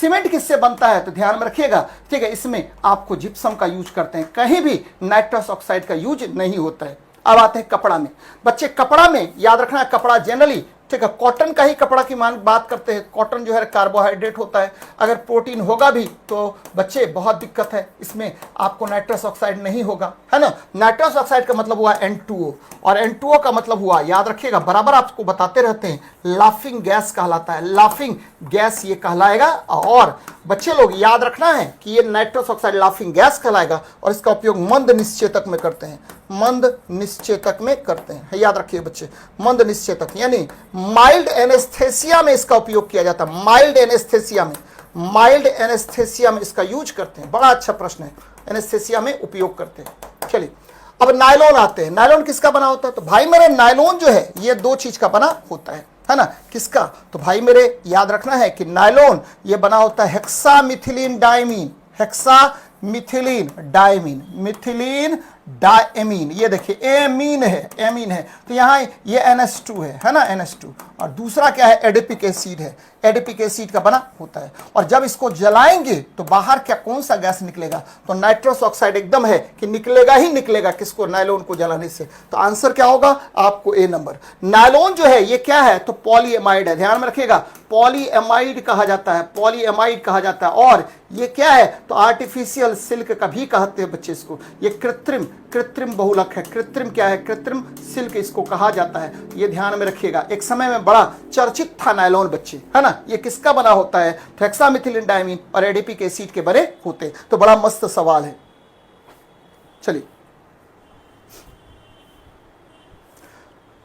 तुम आरंभ बैच लिए हो, ये देखिए बच्चे, मेरा भी बहुत जल्दी बैच आ रहा है, तो अगर ठीक है वेट कीजिए, ठीक, बहुत जल्दी बैच आएगा और मजा आएगा। और मेरे बैच का एकदम याद रखना है कि बच्चे एक भी ऐसा नहीं है कि जो पास नहीं करेंगे, 100% ठीक है कंफर्म रिजल्ट होगा। चलिए थोड़े दिन में आएगा। चलिए, परमाणु नाभिक की त्रिज्या डैश की कोटि की होती है? परमाणु नाभिक है ना, एटॉमिक न्यूक्लियस, ध्यान में रखिए बच्चे, एटॉमिक न्यूक्लियस की बात कर रहे हैं। क्या होता है एटॉमिक न्यूक्लियस? याद रखिएगा, ये देखिए ये न्यूक्लियस है, यहाँ है, यहाँ न्यूट्रॉन और प्रोटॉन पाए जाते हैं, न्यूट्रॉन और क्या पाया जाता है? प्रोटॉन पाया जाता है। चलिए अच्छी बात है। न्यूट्रॉन और प्रोटॉन कहां पर? तो परमाणु के नाभिक में स्थित होता है। और याद रखना बच्चे कि इसका जो रेडियस होता है, रेडियस नाभिकीय त्रिज्या जो होती है, ठीक है, ये कितना होता है? 10⁻15 मीटर होता है। और अगर बात करेंगे तो 2 इसमें से घटा दीजिए सेंटीमीटर में, तो 10⁻13 सेंटीमीटर होगा, है ना। और अगर यहीं पर बोलता है कि परमाणु त्रिज्या एटॉमिक रेडियस कितना होता है, तो भाई मेरे एटॉमिक रेडियस होता है, याद रखना है, ये होता है 10⁻10 मीटर होता है ना। ये भी याद रखना है, बार बार आपसे क्वेश्चन पूछेगा, आंसर हो जाएगा बी नंबर। चलिए अच्छी बात है, सेंटीमीटर में, मीटर में अगर होता तो यही आपको आंसर हो जाता। क्या? तो मीटर में होता 10⁻15 मीटर कर लेते, मीटर में है नहीं, सेंटीमीटर में है, तो यही आंसर होगा। नेक्स्ट देखते हैं भाई क्या होता है, इनमें कौन कैंसर के उपचार में उपयोगी होता है? तो सबको देख लेते हैं भाई, कैंसर क्यों होता है? कैंसर क्यों होता है? तो याद रखना, कैंसर क्यों होता है? जैसे ही कैंसर की बात करेंगे तो ध्यान में रखिएगा कि यह कोशिका का अनियंत्रित विभाजन है, कोशिका का अनियंत्रित विभाजन, यानी आपको division of, uncontrolled division of cell है बच्चे। कोशिका का अनियंत्रित विभाजन को आप क्या कहते हैं? तो अनियंत्रित विभाजन को आप कैंसर कहते हैं, याद रखना है। और यदि कैंसर, ठीक है, ये अनियंत्रित विभाजन अचानक क्या होगा, एक कोशिका से दूसरे में, दूसरे कोशिका से तीसरे में फैलने लगे, इसको बोलते हैं मेटास्टेसिस ना। इसे क्या कहते हैं? मेटास्टेसिस कहा जाता है। यदि तीव्र गति से, है ना, क्या बच्चे? तीव्र गति से यह कोशिका विभाजन अन्य कोशिकाओं में भी या अन्य अंगों में भी फैलने लगता है। यदि तीव्र गति से यह कोशिका विभाजन अन्य कोशिकाओं में भी फैलने लगता है, कोशिका विभाजन अन्य कोशिकाओं में, याद रखना बच्चे, अन्य कोशिकाओं में फैलने लगता है, कोशिकाओं में फैलने लगता है ना, स्प्रेड करने लगता है, फैलने लगता है ना। तो इसे क्या कहते हैं? तो इसे याद रखिएगा, तो इसे मेटास्टेसिस कहा जाता है, मेटास्टेसिस, है ना, स्टेसिस कहते हैं। तो ध्यान में रखिए बच्चे, बराबर आपसे क्वेश्चन पूछेगा। और ये किसके वजह से, तो यह ओन्कोजीन के कारण होता है, ओन्कोजीन के कारण होता है, ओन्कोजीन के कारण होता है, ध्यान में रखिएगा, के कारण होता है। और जनरली ये किसके कारण ऐसा होता है, तो भाई मेरे यह कार्सिनोजेनिक एजेंट के कारण होता है। ये जीन कौन सा, ओन्कोजीन के कारण कैंसर होगा, और कौन सा आपको एजेंट, तो कार्सिनोजेनिक एजेंट की वजह से आपको फैलता है कौन, कैंसर। चलिए अच्छी बात है। और यहां देखिए और एक बात मैं आपको बताऊंगा भाई मेरे कि ये जो जगह है ना, यह बात करने का जगह नहीं है। हाँ, जो आप लोग बात कर रहे हैं प्रवीण कुमार यादव जी, ठीक है, बहुत ज़्यादा होशियार हैं आप लोग, है ना, गांव वाला, आप भी बेटा बहुत होशियार हैं, है ना, खूब अच्छे से बात कीजिए, क्योंकि ये बात करने का ही जगह है। बहुत अच्छी बात है, बात करते रहो। तो रिजल्ट हो गया। शशांक सर गुस्साते नहीं हैं, नहीं, आजकल एकदम गुस्सा कम कर दिए, लेकिन क्या करेंगे, तुम लोग इतना बात करेगा, बात कर रहा है, ये बात का अड्डा बना लिया है। टेट्रासाइक्लिन एंटीबायोटिक, कुछ आता तो है नहीं, भजन करते रहता है, एंटीबायोटिक्स में यूज होता है, याद रखना बच्चे। टेट्रासाइक्लिन का यूज किस में करते हैं, एंटीबायोटिक्स में करते हैं। अगर आप कोई बात किया तो किसी को भी हम ऑनलाइन नहीं रहने देंगे, ठीक है। चलिए, थायराइड स्टिमुलेटिंग हार्मोन, केवल और केवल पढ़ाई के बात कीजिए। तो 1 घंटे अगर मेरे साथ बिता रहे हैं तो यहां बात कीजिए कि सर ये बताइए, वो बताइए, ठीक है, इधर उधर की बात मत कीजिए। थायराइड स्टिमुलेटिंग हार्मोन, याद रखना है कि ये क्या करता है कि थायराइड ग्रंथि, ये पीयूष ग्रंथि से स्रावित होता है, पीयूष ग्रंथि से, क्योंकि तभी रिजल्ट होगा, क्योंकि कंपटीशन बहुत चरम पर है भाई। पीयूष ग्रंथि से स्रावित, किससे स्रावित होगा, पीयूष ग्रंथि से स्रावित। इंसुलिन, याद रखना है, या अग्न्याशय से स्रावित होता है, अग्न्याशय के बीटा सेल से स्रावित होता है, के बीटा सेल से स्रावित होता है। चल, अब इसी में पूछ देंगे कि टीएसएच हार्मोन जो है आपको पिट्यूटरी ग्रंथि के किस भाग से स्रावित होता है, तो अग्रभाग से स्रावित होता है। याद रखना है, पिट्यूटरी ग्रंथि के अग्रभाग से टीएसएच स्रावित होता है। और एंटीबायोटिक, सबसे प्रबल एंटीबायोटिक कौन होता है, जरा बताइए आप लोग, सबसे प्रबल एंटीबायोटिक कौन होता है, कौन बता रहा है, ठीक है, प्रवीण कुमार यादव जी बहुत बात करते हैं, बताइए कौन कौन सबसे प्रबल एंटीबायोटिक है, पता नहीं होगा। कब से नए एंटीबायोटिक का निर्माण नहीं हुआ, यह भी बताइए। हृदय पेशियां होती हैं, आपको पता है कि हृदय पेशियों में क्या लगा होता है, तो भाई मेरे 2 चीज होता है, एक होता है एसए, ठीक है, एसए नोड, है ना, ध्यान में रखिएगा, एक होता है एसए नोड, और दूसरा क्या होता है, तो इस पोर्शन में, ये वाला जो पोर्शन है, यहां पर होता है एभी नोड। क्या होता है, एभी नोड होता है, हाँ, एट्रियो वेंट्रियल नोड होता है, आर्ट्रियो वेंट्रियल नोड होता है। और ये क्या करता है, तो बच्चे ये पेस मेकर है, नोड है, NODE नोड, है ना, ये पेस मेकर ऑफ हार्ट है, पेस मेकर ऑफ हार्ट। बार बार क्वेश्चन पूछेगा किसे पेस मेकर ऑफ हार्ट कहा जाता है, तो भाई मेरे आपके ऐसे नोड को पेस मेकर ऑफ हार्ट कहते हैं। एभी नोड किस क्या कहा जाता है, तो अब एभी नोड जो है, याद रखना है कि ये होता है pacesetter of heart, pacesetter of heart कहा जाता है, पेस सेटर ऑफ हार्ट कहते हैं इसको, ध्यान में रखिए बच्चे, बड़ा अच्छा प्रश्न है, पेस सेटर ऑफ हार्ट कहते हैं, है ना। तो यह अपने आप उद्दीपित होता है, तो स्वतः उद्दीपित प्रेरणा, यानी इसमें अपने आप क्या होगा, कंपन होते रहेगा, किसकी वजह से, तो एसए नोड और एभी नोड की वजह से इसमें स्व उत्पादित प्रेरणा होगा, ध्यान में रखिएगा, अपने आप उत्तेजित होगा, उत्तेजित होगा बच्चे, अपने आप, स्वतः स्वतः, ये ऑटोनोमस होता है, किसकी वजह से, तो 2 चीज की वजह से, एसए नोड और, ठीक है, एभी नोड के कारण, ध्यान में रखना भाई मेरे, एभी नोड और एसए नोड के कारण यह स्वतः उद्दीपित होता रहता है। अब देखिए फिर क्या होगा बच्चे, ये आपके नियंत्रण में नहीं है, इसीलिए अनैच्छिक पेशियां हो गई, और ये क्या हुआ, रेखित भी होगा, स्ट्रेटिफाइड मसल्स भी इससे होता है। तो याद रखना है कि यह स्वतः उत्पादित प्रेरणा द्वारा उत्तेजित और रेखित और अनैच्छिक होगा, याद रखना, रेखित स्ट्रेटिफाइड मसल से बना होगा, और ध्यान में रखिएगा अनैच्छिक आपके कंट्रोल से बाहर होता है, तो ये ध्यान में रखनी चाहिए आपको। ये देखिए, ये हृदय जो है एक आवरण से घिरा रहता है, जिसको आप पेरिकार्डियम कहते हैं, क्या कहते हैं, पेरिकार्डियम कहा जाता है, तो ये सब ध्यान में रखनी चाहिए आपको, है ना, पेरिकार्डियम कहते हैं, ठीक है। आपको यादव जी, आपके लिए क्वेश्चन है कि आपका जो हार्ट होता है, ध्यान में रखिए, आपका जो हार्ट है वहां हिस का बंडल कहां पाया जाता है, जरा जल्दी बताइएगा, हिस का बंडल कहां पाया जाता है। ये देखिए, आवश्यक वसा अम्ल, इसको बोलते हैं essential fatty acid, essential fatty acid होता है, एसेंशियल फैटी एसिड होगा। कौन कौन होता है, यादव जी बोल रहे हैं आपको, तो बहुत बात करते हैं। एसेंशियल फैटी एसिड 2 तरह का होता है, ध्यान में रखिए, भाई मेरे एसेंशियल फैटी एसिड कितने प्रकार के? तो 2 प्रकार के। पहला क्या होगा? तो आपको ओमेगा 6, दूसरा क्या होता है? तो ओमेगा 3। ध्यान में रखिएगा, बार बार आपसे क्वेश्चन पूछेगा कि एसेंशियल फैटी एसिड कितने प्रकार के होते हैं। तो भाई मेरे एसेंशियल फैटी एसिड 2 प्रकार के होते हैं, है ना। तो याद रखना है कि ओमेगा 6 को क्या बोलेंगे? तो याद रखना है, इसको बोलते हैं लिनोलिक एसिड। और ये इसको ओमेगा 6 को बोलते हैं लिनोलिक एसिड, है ना। और दूसरा याद रखिए ओमेगा 3, इसको बोलते हैं लाइनोलिक एसिड, है ना।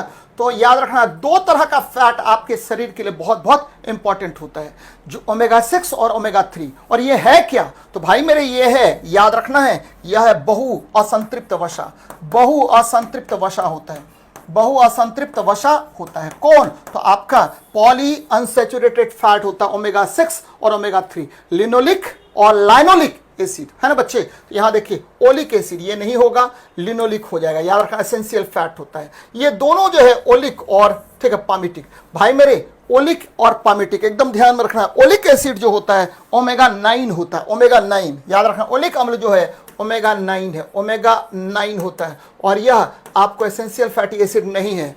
पामिटिक एसिड जो है ये क्या है? संतृप्त वसा है, सैचुरेटेड फैट है। तो जब भी एसेंशियल वसा होगा वो हमेशा पॉली अनसैचुरेटेड होता है, पॉली अनसैचुरेटेड यानी बहु असंतृप्त वसा होता है ना। ध्यान में रखना है, ये संतृप्त वसा है। कौन? पामिटिक एसिड, है ना। इससे साबुन बनाए जाते हैं, तो ये ध्यान में रखनी चाहिए आपको। लाइनोलिक एसिड कौन सा है? तो आवश्यक वसा है। नेक्स्ट देखिए, करा उद्योगों में निम्नलिखित सूक्ष्म जीवों में से कौन एक प्रकार सर्वाधिक व्यापक रूप से उपयोगी है? तो देखिए जीवाणु से आप क्या बनाते हैं? भाई मेरे जीवाणु से आजकल क्या बनता है? तो एंटीबायोटिक का निर्माण होता है। बोलेंगे सर एंटीबायोटिक्स तो ठीक है फंगी से बनता है। तो नहीं बच्चे, आजकल वर्तमान में सबसे ज्यादा एंटीबायोटिक्स किससे बनता है? तो जीवाणु से बनता है। बच्चे जीवाणु से आप क्या करते हैं? तो लैक्टोबैसिलस का उपयोग करके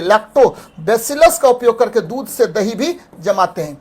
या आप प्रोबायोटिक, याद रखना प्रोबायोटिक दही आजकल खूब बनता है, प्रोबायोटिक दही बनता है, ध्यान में रखिएगा। ये सब जीवाणु की वजह से। सूक्ष्म शैवाल का भी उपयोग, जैसे आप ले लीजिए क्या, जैसे ठीक है उल्वा, या जैसे आप ले लीजिए ठीक है बच्चे, बहुत सारे शैवाल का उपयोग हम लोग किस में करते हैं? तो भोजन में करते हैं, याद रखना है भोजन में करते हैं, याद रखिएगा भोजन में करते हैं। और तरह तरह का भोजन इससे बनाया जाता है। कवक से बहुत सारे ठीक है क्या बनते हैं? तो दवा का भी निर्माण होता है, बहुत सारे अम्ल का निर्माण होता है। जैसे आपको पता है कवक का उपयोग करके हम पनीर बनाते हैं, है ना, पनीर ठीक है बनाते हैं, जिसमें आपको पता है सेक्रोमाइसिस, है ना, सेक्रोमाइसिस सेरिवेसी का प्रयोग करते हैं, सेरिवेसी का प्रयोग करते हैं, है ना। तो ये ध्यान में रखनी चाहिए कि आपके जो है प्रयोगशाला में या उद्योग में बहुत ज्यादा उपयोग किया जाता है जीवाणु का भी, सूक्ष्म शैवाल का भी, कवक का भी, अलग अलग कार्यों में इसका उपयोग करते हैं। तो ध्यान में रखना भाई मेरे कि उद्योगों में जीवाणु, सूक्ष्म शैवाल और कवक सबका उपयोग बृहद पैमाने पर किया जाता है। और जब इसका उपयोग करते हैं किसके अंतर्गत? तो भाई मेरे बायोटेक्नोलॉजी के अंतर्गत करते हैं। आजकल ये बड़ा फेमस सब्जेक्ट है बायोटेक्नोलॉजी, यानी जैव प्रौद्योगिकी में इस सभी का उपयोग करके तरह तरह से उपयोगी से बनाते हैं। नेक्स्ट देखते हैं, निम्नलिखित में से कौन प्रकाश संश्लेषण प्रक्रिया के लिए आवश्यक है? तो प्रकाश संश्लेषण जैसे ही आता है भाई मेरे, तो मैं 2-3 बातें आपको बताता हूं। ये देखिए 6CO2 है, प्लस क्या हुआ 12H2 है। और यहां हम क्या ले लेते हैं? सूर्य का प्रकाश लेते हैं। बराबर आपको कहा है मैंने, सूर्य का प्रकाश लीजिए। जरूरी नहीं कि सूर्य के प्रकाश में ही प्रकाश संश्लेषण हो, कृत्रिम प्रकाश में भी प्रकाश संश्लेषण होता है। और यहाँ देखिए क्लोरोफिल लेते हैं, और ये क्या बन गया? तो ये बन गया ग्लूकोज। क्या बन गया? ग्लूकोज बन जाता है। और यहाँ पर क्या होगा भाई मेरे? ये 6C6H12O6 बना, और क्या बना? तो 6O2 बना, और क्या बना? 6 जल के अणु बाहर निकल जाते हैं। तो ये देखिए ठीक है, यहाँ CO2 की भी आवश्यकता होती है ना, H2O की भी आवश्यकता होती है, सूर्य प्रकाश की भी आवश्यकता होती है, क्लोरोफिल की। तो प्रकाश संश्लेषण के लिए क्या क्या आवश्यक? CO2। दूसरा आपको क्या आवश्यक भाई मेरे? जल, है ना। तीसरा क्या आवश्यक? तो ये आवश्यक हो गया, ध्यान में रखिएगा, प्रकाश, है ना, लाइट आवश्यक है। तीसरा क्या आवश्यक? चौथा क्या आवश्यक है बच्चे? तो क्लोरोफिल आवश्यक है। ये 4 आपको इंपॉर्टेंट कंपोनेंट्स होते हैं प्रकाश संश्लेषण के लिए, है ना। तो ध्यान में रखिएगा। इसमें देखिए CO2 है, CO2 मार दीजिए। चलिए अच्छी बात है। निम्नलिखित रेसरपीन, ये देखिए बड़ा अच्छा प्रश्न है भाई मेरे, है ना, क्या इसको बोलते हैं? जल्दी से बताइए। ठीक है, प्रवीण कुमार यादव जी बताइए शीशम शीशम किसका बना होता है भाई मेरे? शीशम किसका बना, शीशम का नाम बताइए, शीशम का नाम बताइए, ये क्या है ना? तो शीशम लकड़ी है और ये इसका बॉटनिकल नेम आपको बताना है ना? डलबर्जिया शीशो, याद रखना है, डलबर्जिया शीशो होता है, डलबर्जिया शीशो इसका नाम है भाई, है ना? शीशो, SISSO शीशो कहते हैं। और इसका उपयोग किस में करते हैं? तो भाई मेरे इसका उपयोग लकड़ी के लिए करते हैं, लकड़ी, और लकड़ी आप फर्नीचर के निर्माण में करेंगे। फिर आते धतूरा, ये भी है। सर्पगंधा, ये देखिए रेसरपिन इसी से प्राप्त होता है और इसको क्या बोलते हैं? रॉ उल्फिया सर्पेंटाइना, याद रखना बच्चे, रॉ उल्फिया, रॉ उल्फिया, उल्फिया सर्पेंटाइना कहते हैं, सर्पेंटाइना कहते हैं। और इससे, ठीक है, इससे क्या होता है, क्या प्राप्त होता है? तो याद रखना रेसरपिन प्राप्त होता है, जो किसमें उपयोगी होता है? तो हृदय आघात को रोकने में ये बहुत महत्वपूर्ण भूमिका निभाता है। कौन? तो आपका जो है रॉ उल्फिया सर्पेंटाइना, ध्यान में रखना भाई मेरे, रॉ उल्फिया सर्पेंटाइना, ये बड़ा महत्वपूर्ण है ना? तो इससे क्या मैंने कहा कि हृदय आघात को रोका जा सकता है, हृदय आघात की दवा बनती है, हृदय आघात की दवा, हार्ट अटैक की दवा बनती है, की दवा बनाई जाती है। किससे? तो आपके सर्पगंधा से। आंसर हो जाएगा सर्पगंधा, ध्यान में रखना है। चलिए, बहुत अच्छी बात है। अगले प्रश्न पर बात करते हैं। करा निम्नलिखित में से किस जंतु को भूमि का कृषक कहा जाता है? तो केचुआ को, याद रखना, भूमि का कृषक कहते हैं, यानी भूमि का कृषक कहिए। क्यों?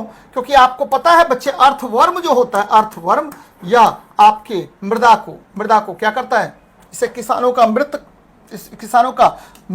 बोलते हैं, मित्र कहते हैं, ठीक है। आपको फ्रेंड ऑफ फार्मर्स कहा जाता है, कृषकों का मित्र, किसानों का या कृषकों का मित्र कहा जाता है, कृषकों का मित्र कहते हैं, ध्यान में रखना है इसको। और क्या मैं कह रहा हूं, ये भी ध्यान में रखिएगा, क्या कि ये मिट्टी को क्या करेगा? मिट्टी को पोली बना देता है, यह मिट्टी को पॉली, है ना, यह मिट्टी को, आप बोलिए कि सर पोली क्या है? मिट्टी को पोली बना देता है, पोली, POLY, पोली बनाता है, ठीक है, यानी उलट पलट कर देगा, बनाता है ना, उलट पुलट कर दिया, मिट्टी को क्या कर दिया? उलट पुलट। और इसमें, ठीक है, एयर भर जाता है, एयर भर जाता है और ये मिट्टी काफी उर्वर बन जाता है, भर जाता है, उर्वर बन जाता है भाई, है ना, उर्वर बन जाता है, ध्यान में रखिएगा। तो इसी को कहते हैं केचुआ को, याद रखना है, केचुआ को। सांप, ठीक है, आपको पता है रेप्टाइल्स वर्ग में आता है। और ये मेढक जो है ये क्या है? तो भाई मेरे ये उभयचर की श्रेणी में आता है और ये तीनों तरीके से सांस लेता है, तो ये भी कई बार मैंने बताया है। चलिए आंसर मारिए ए, केचुआ। नेक्स्ट देखते हैं, शरीर में कौन सा जल का कार्य नहीं है? तो ये देखिए, बड़ा अच्छा बात है, यह एक आदर्श विसर्जन माध्यम होता है, एकदम सही है ना। याद रखना है कि सभी शरीर का सभी, शरीर के सभी, ठीक है, जैव रासायनिक क्रिया, सभी जैव रासायनिक क्रियाएं, याद रखना, जैव रासायनिक क्रियाएं यानी बायोकेमिकल जो, ठीक है, प्रोसेस है, वो किसके द्वारा होगा? तो शरीर के सभी जैव रासायनिक क्रियाएं, ध्यान में रखना भाई मेरे, जैव रासायनिक क्रियाएं, ये कहां पर होता है? रासायनिक क्रियाएं यह आपको जलीय माध्यम में होता है, वाटर या एक्वस मीडियम होगा, जलीय माध्यम में होता है, एकदम ध्यान में रखिएगा, जलीय माध्यम में होता है। यानी ऑल, ठीक है, activities of human beings are, ठीक, हैपन इन, क्या बच्चे? तो एक्वस मीडियम, तो ये सही है ना। स्वयं जल में चक्रीय गति, ये देखिए, ये क्या बात होगी भाई? चक्रीय गति शरीर के अंदर कहां से होगा? चक्रीय गति का मतलब होता है, ठीक है, जल से क्या हुआ? जल से, जल द्रव अवस्था में है, इससे क्या बना?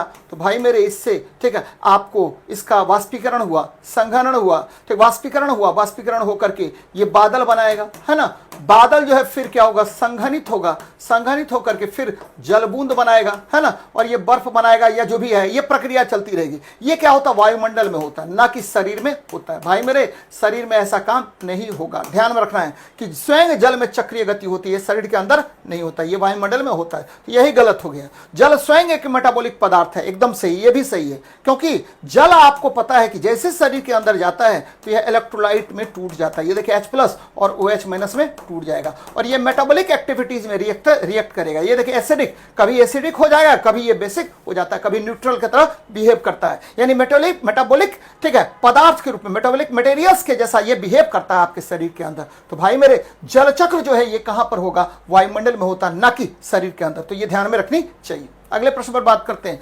ग्राफियन पुटिका का परिपक्व निम्न में से किस हार्मोन के प्रभाव में होता है? तो अच्छा प्रश्न है, ध्यान में रखना है।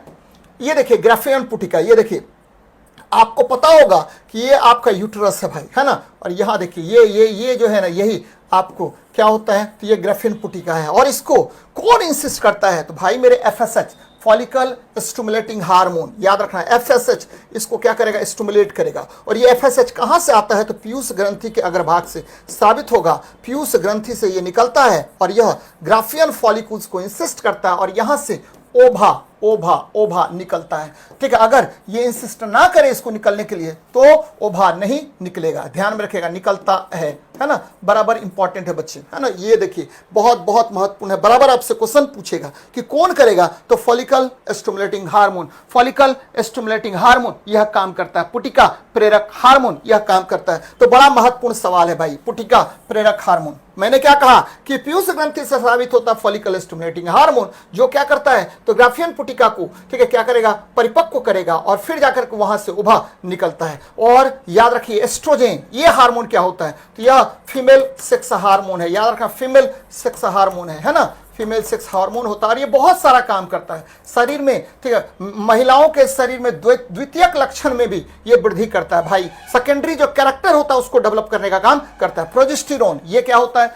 भाई, इसको याद रखिएगा कि यह जो आपका, ठीक है, आपका जो गर्भाशय होता है, गर्भाशय को तैयार करता है कि भ्रूण आने वाला है ना। गर्भाशय को तैयार करने का काम कौन करता है, तो यूट्रस को तैयार करने का काम करता है आपको प्रोजेस्टेरोन। एक्चुअली प्रोजेस्टेरोन जो है, ठीक है, आपको एंड्रोमेट्रियम, याद रखिएगा गर्भ के दीवार को कहते हैं एंड्रोमेट्रियम बच्चे, एंडोमेट्रियम कहा जाता है। तो इसको मजबूत करता है, एंडोमेट्रियम को मजबूत करने का काम करता है। आप मेरे से पूछ सकते हैं कि मजबूत करता है यानी एंडोमेट्रियम सर क्या है, तो एंडोमेट्रियम जो है गर्भ की भीतरी दीवार है, गर्भाशय की भीतरी दीवार को आप एंडोमेट्रियम कहते हैं। तो ये बड़ा महत्वपूर्ण है, बराबर आपसे क्वेश्चन पूछा जाता है।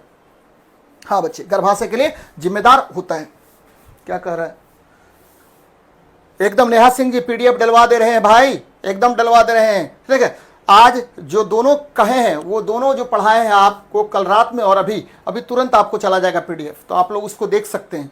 यहां देखिए, जब डॉक्टर, बड़ा अच्छा प्रश्न है बच्चे, जब डॉक्टर किसी को कहता है कि उसे टेट्राप्लेजिया हो गया, मतलब क्या हुआ बच्चे, 3-4 बातें आपको ध्यान में रखिएगा।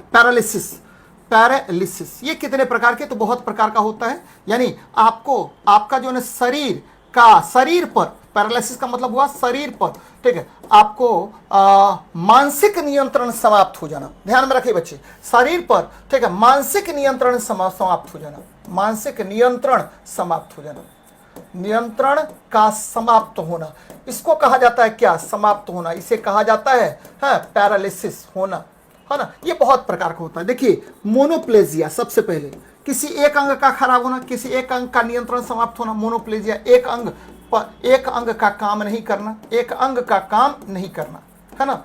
चलिए, एक अंग का काम नहीं करना, एक अंग का काम नहीं करना, अगर एक अंग काम नहीं करेगा उसको बोलते हैं मोनोप्लेजिया, याद रखें बच्चे, एक अंग का काम नहीं करना है ना, नहीं करना। अब देखिए दूसरा क्या हुआ, एक और होता है बच्चे, ठीक है, क्या बोलते हैं, हेमीप्लेजिया। इसका मतलब क्या हुआ, हेमीप्लेजिया का मतलब हुआ शरीर के एक भाग का काम नहीं करना, शरीर के एक भाग का काम नहीं करना, शरीर के एक भाग का काम नहीं करना, इस पर नियंत्रण खत्म हो गया, ब्रेन का काम नहीं करना, बहुत महत्वपूर्ण है भाई। देखिए एकदम देखिए इसको, है ना। तीसरा इसको बोलते हैं पेरिप्लेजिया, यानी आपको कमर के नीचे का अंग काम नहीं करना, पेरिप्लेजिया, इसको क्या बोलते हैं, कमर के नीचे, ठीक है, का अंग काम नहीं करना, कमर के नीचे के अंगों का काम नहीं करना, नीचे के अंगों का काम नहीं करना, अंगों का काम नहीं करना, है ना, काम नहीं करना। अब देखिए बोले कि सर, ठीक है, ये तो आप बताइए नहीं टेट्राप्लेजिया क्या होता है, तो भाई मेरे टेट्रा का मतलब 4 हो गया और प्लेजिया का मतलब हो गया क्या, तो आपको पैरालिसिस, तो 4 चीज इसमें पैरालिसिस हो गया, 2 हाथ, है ना, टेट्राप्लेजिया में 2 पैर, ठीक है, पैर का काम नहीं करना, ध्यान में रखिए, 2 हाथ 2 पैर का काम नहीं करना, इसको बोलते हैं काम नहीं करना, है ना। इस पर ब्रेन का नियंत्रण समाप्त हो जाना, इसे बोलते हैं टेट्राप्लेजिया, है ना। ध्यान रखिए, केवल दाएं हाथ नहीं, केवल दोनों पैर नहीं, केवल बाएं हाथ नहीं, इनमें से कोई नहीं, है ना भाई, इनमें से कोई नहीं आंसर होगा, क्योंकि मैंने कहा कि 2 हाथ 2 पैर आपको काम नहीं करेगा, है ना, 2 हैंड 2 काम नहीं करेगा। बच्चे पेरिप्लेजिया हो जाता क्या, केवल दोनों पैर या नीचे का धड़ ही काम नहीं करेगा, है ना, ध्यान में रखना है। चलिए अगले प्रश्न पर बात करते हैं। डार्विन द्वारा प्राकृतिक चयनवाद के प्रतिपादन में किसका, बच्चे डार्विन जो है, ठीक है, ध्यान में रखना है, बड़ा अच्छा बात बता रहे हैं, ठीक है। माल्थस बहुत बड़े वैज्ञानिक थे और बहुत बड़े क्या बोलते इकोनॉमिस्ट थे बच्चे, क्या थे, अर्थशास्त्री माल्थस। जनसंख्या पर इन्होंने बहुत काम किया था, अर्थशास्त्री क्या थे, अर्थशास्त्री थे माल्थस। बहुत सारा काम किया था पॉपुलेशन पर, जनसंख्या पर इन्होंने बहुत सारा काम किया था माल्थस ने। और इन्होंने एक किताब लिखा, क्या नाम था, an essay on the principle of population. याद रखना है, किताब का नाम है एन एसे ऑन, ठीक है, पॉपुलेशन, एन एसे ऑन, ठीक है, एन एसे ऑन क्या लिखा था, तो an essay on the principle of population, on the principle of population. ध्यान में रखिए बच्चे, प्रिंसिपल ऑफ पॉपुलेशन लिखा था। और इसमें इसको पढ़ा किसने, तो डार्विन ने पढ़ा, है ना। एन एसे ऑन पॉपुलेशन को डार्विन ने पढ़ा और बड़ा प्रभावित हुआ। ध्यान में रखना है, बड़ा प्रभावित हुआ और बोला क्या कि जैसे आबादी पर यह काम हो सकता है ना, जैसे अनाज के उत्पादन पर यह थ्योरी लागू होता है, ठीक इसी प्रकार मनुष्य पर, जीवों पर भी लागू होता है। यानी सबसे ज्यादा डार्विन पर प्रभाव किसका था, तो आबादी पर माल्थस के लेख का प्रभाव था। ध्यान में रखना है। ह्यूगो डे व्रीज, ये देखिए, ये जो है ना काफी बाद में आए, ठीक है, लगभग हमको लगता है कि 1900 के बाद, 1900 के समय में ये आए बच्चे। लेकिन आपको चार्ल्स डार्विन जो है, इन्होंने अपने प्राकृतिक चयनवाद 1859 में ही दे दिया था। यहीं पर इन्होंने लिखा था ऑरिजिन ऑफ स्पीसीज। तो इनसे प्रभावित नहीं थे, ध्यान में रखिएगा, इनसे प्रभावित आपको नहीं थे। कौन, चार्ल्स डार्विन, याद रखना है। अनुवांशिकी के संबंध में मेंडल, बच्चे मेंडल और, ठीक है, आपको डार्विन दोनों एक ही समय के थे। लेकिन मेंडल का जो आपको अनुवांशिकी का सिद्धांत था वो बहुत बाद में पब्लिश हुआ, है ना, बहुत बाद में, ठीक है, समय में मतलब लोगों के सामने में आया। इससे भी प्रभावित वो नहीं थे। तो ध्यान में रखना है कि किससे प्रभावित थे, तो माल्थस के लेख से बहुत ज्यादा प्रभावित थे। कौन, तो आपको, ठीक है, चार्ल्स डार्विन। चलिए, और उस लेख का क्या नाम था, an essay on the principle of population.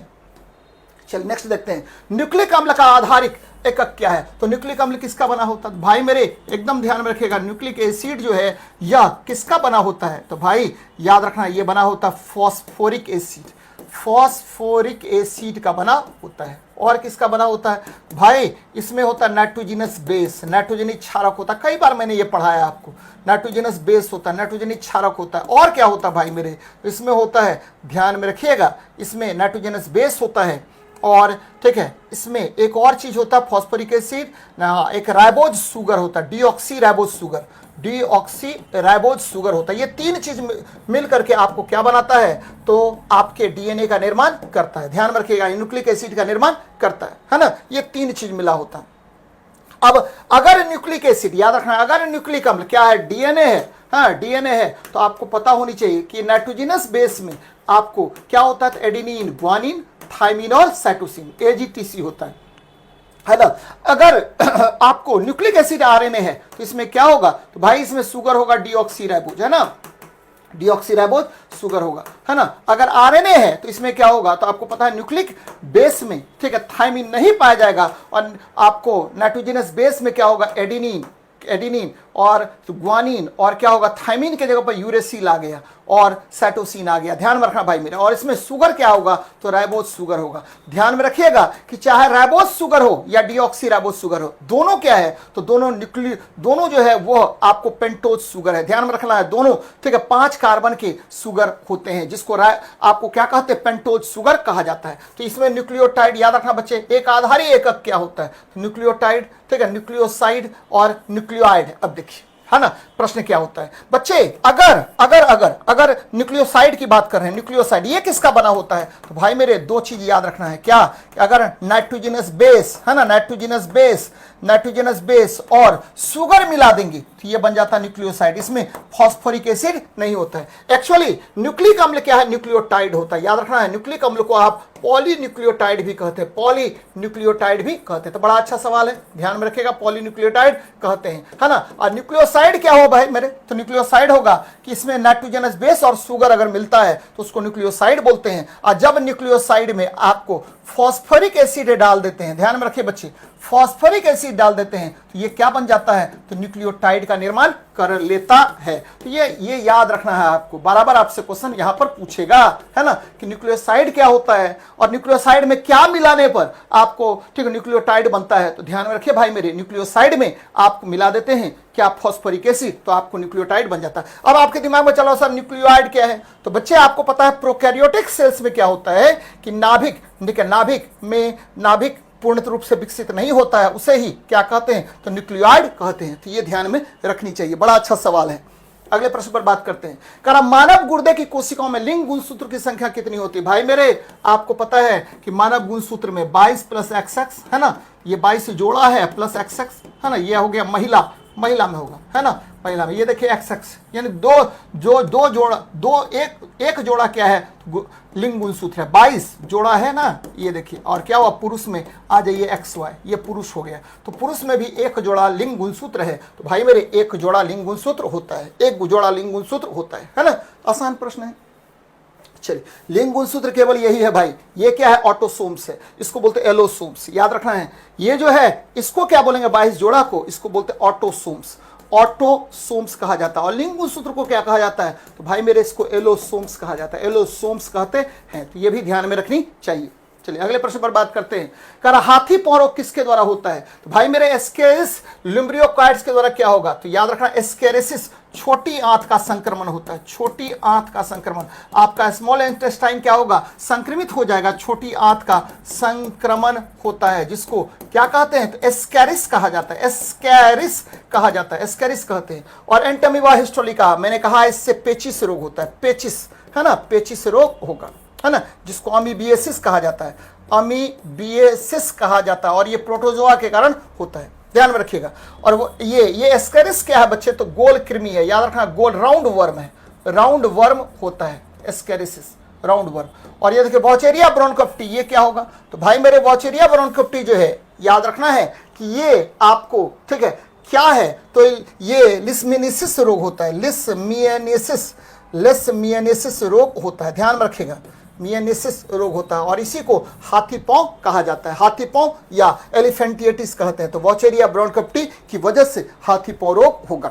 चलिए अगले प्रश्न पर बात करते हैं। कह रहा निम्न में से किस विकिरण में ऊर्जा प्रति क्वांटम सर्वाधिक होता है। तो आप बच्चों को पता है कि एनर्जी, कल भी मैंने कहा था E बराबर होता है क्या, तो H न्यू होता है ना, H न्यू होता है, ये देखिए H न्यू, इसी को बोलते हैं फोटोन, क्या बोलते हैं, फोटोन कहते हैं। और न्यू बराबर क्या होगा, तो भाई मेरे न्यू बराबर होता है C बटे लेमडा, है ना। अब पुट कर देते हैं, E बराबर क्या हुआ, तो HC बटे लेमडा, HC बाय लेमडा।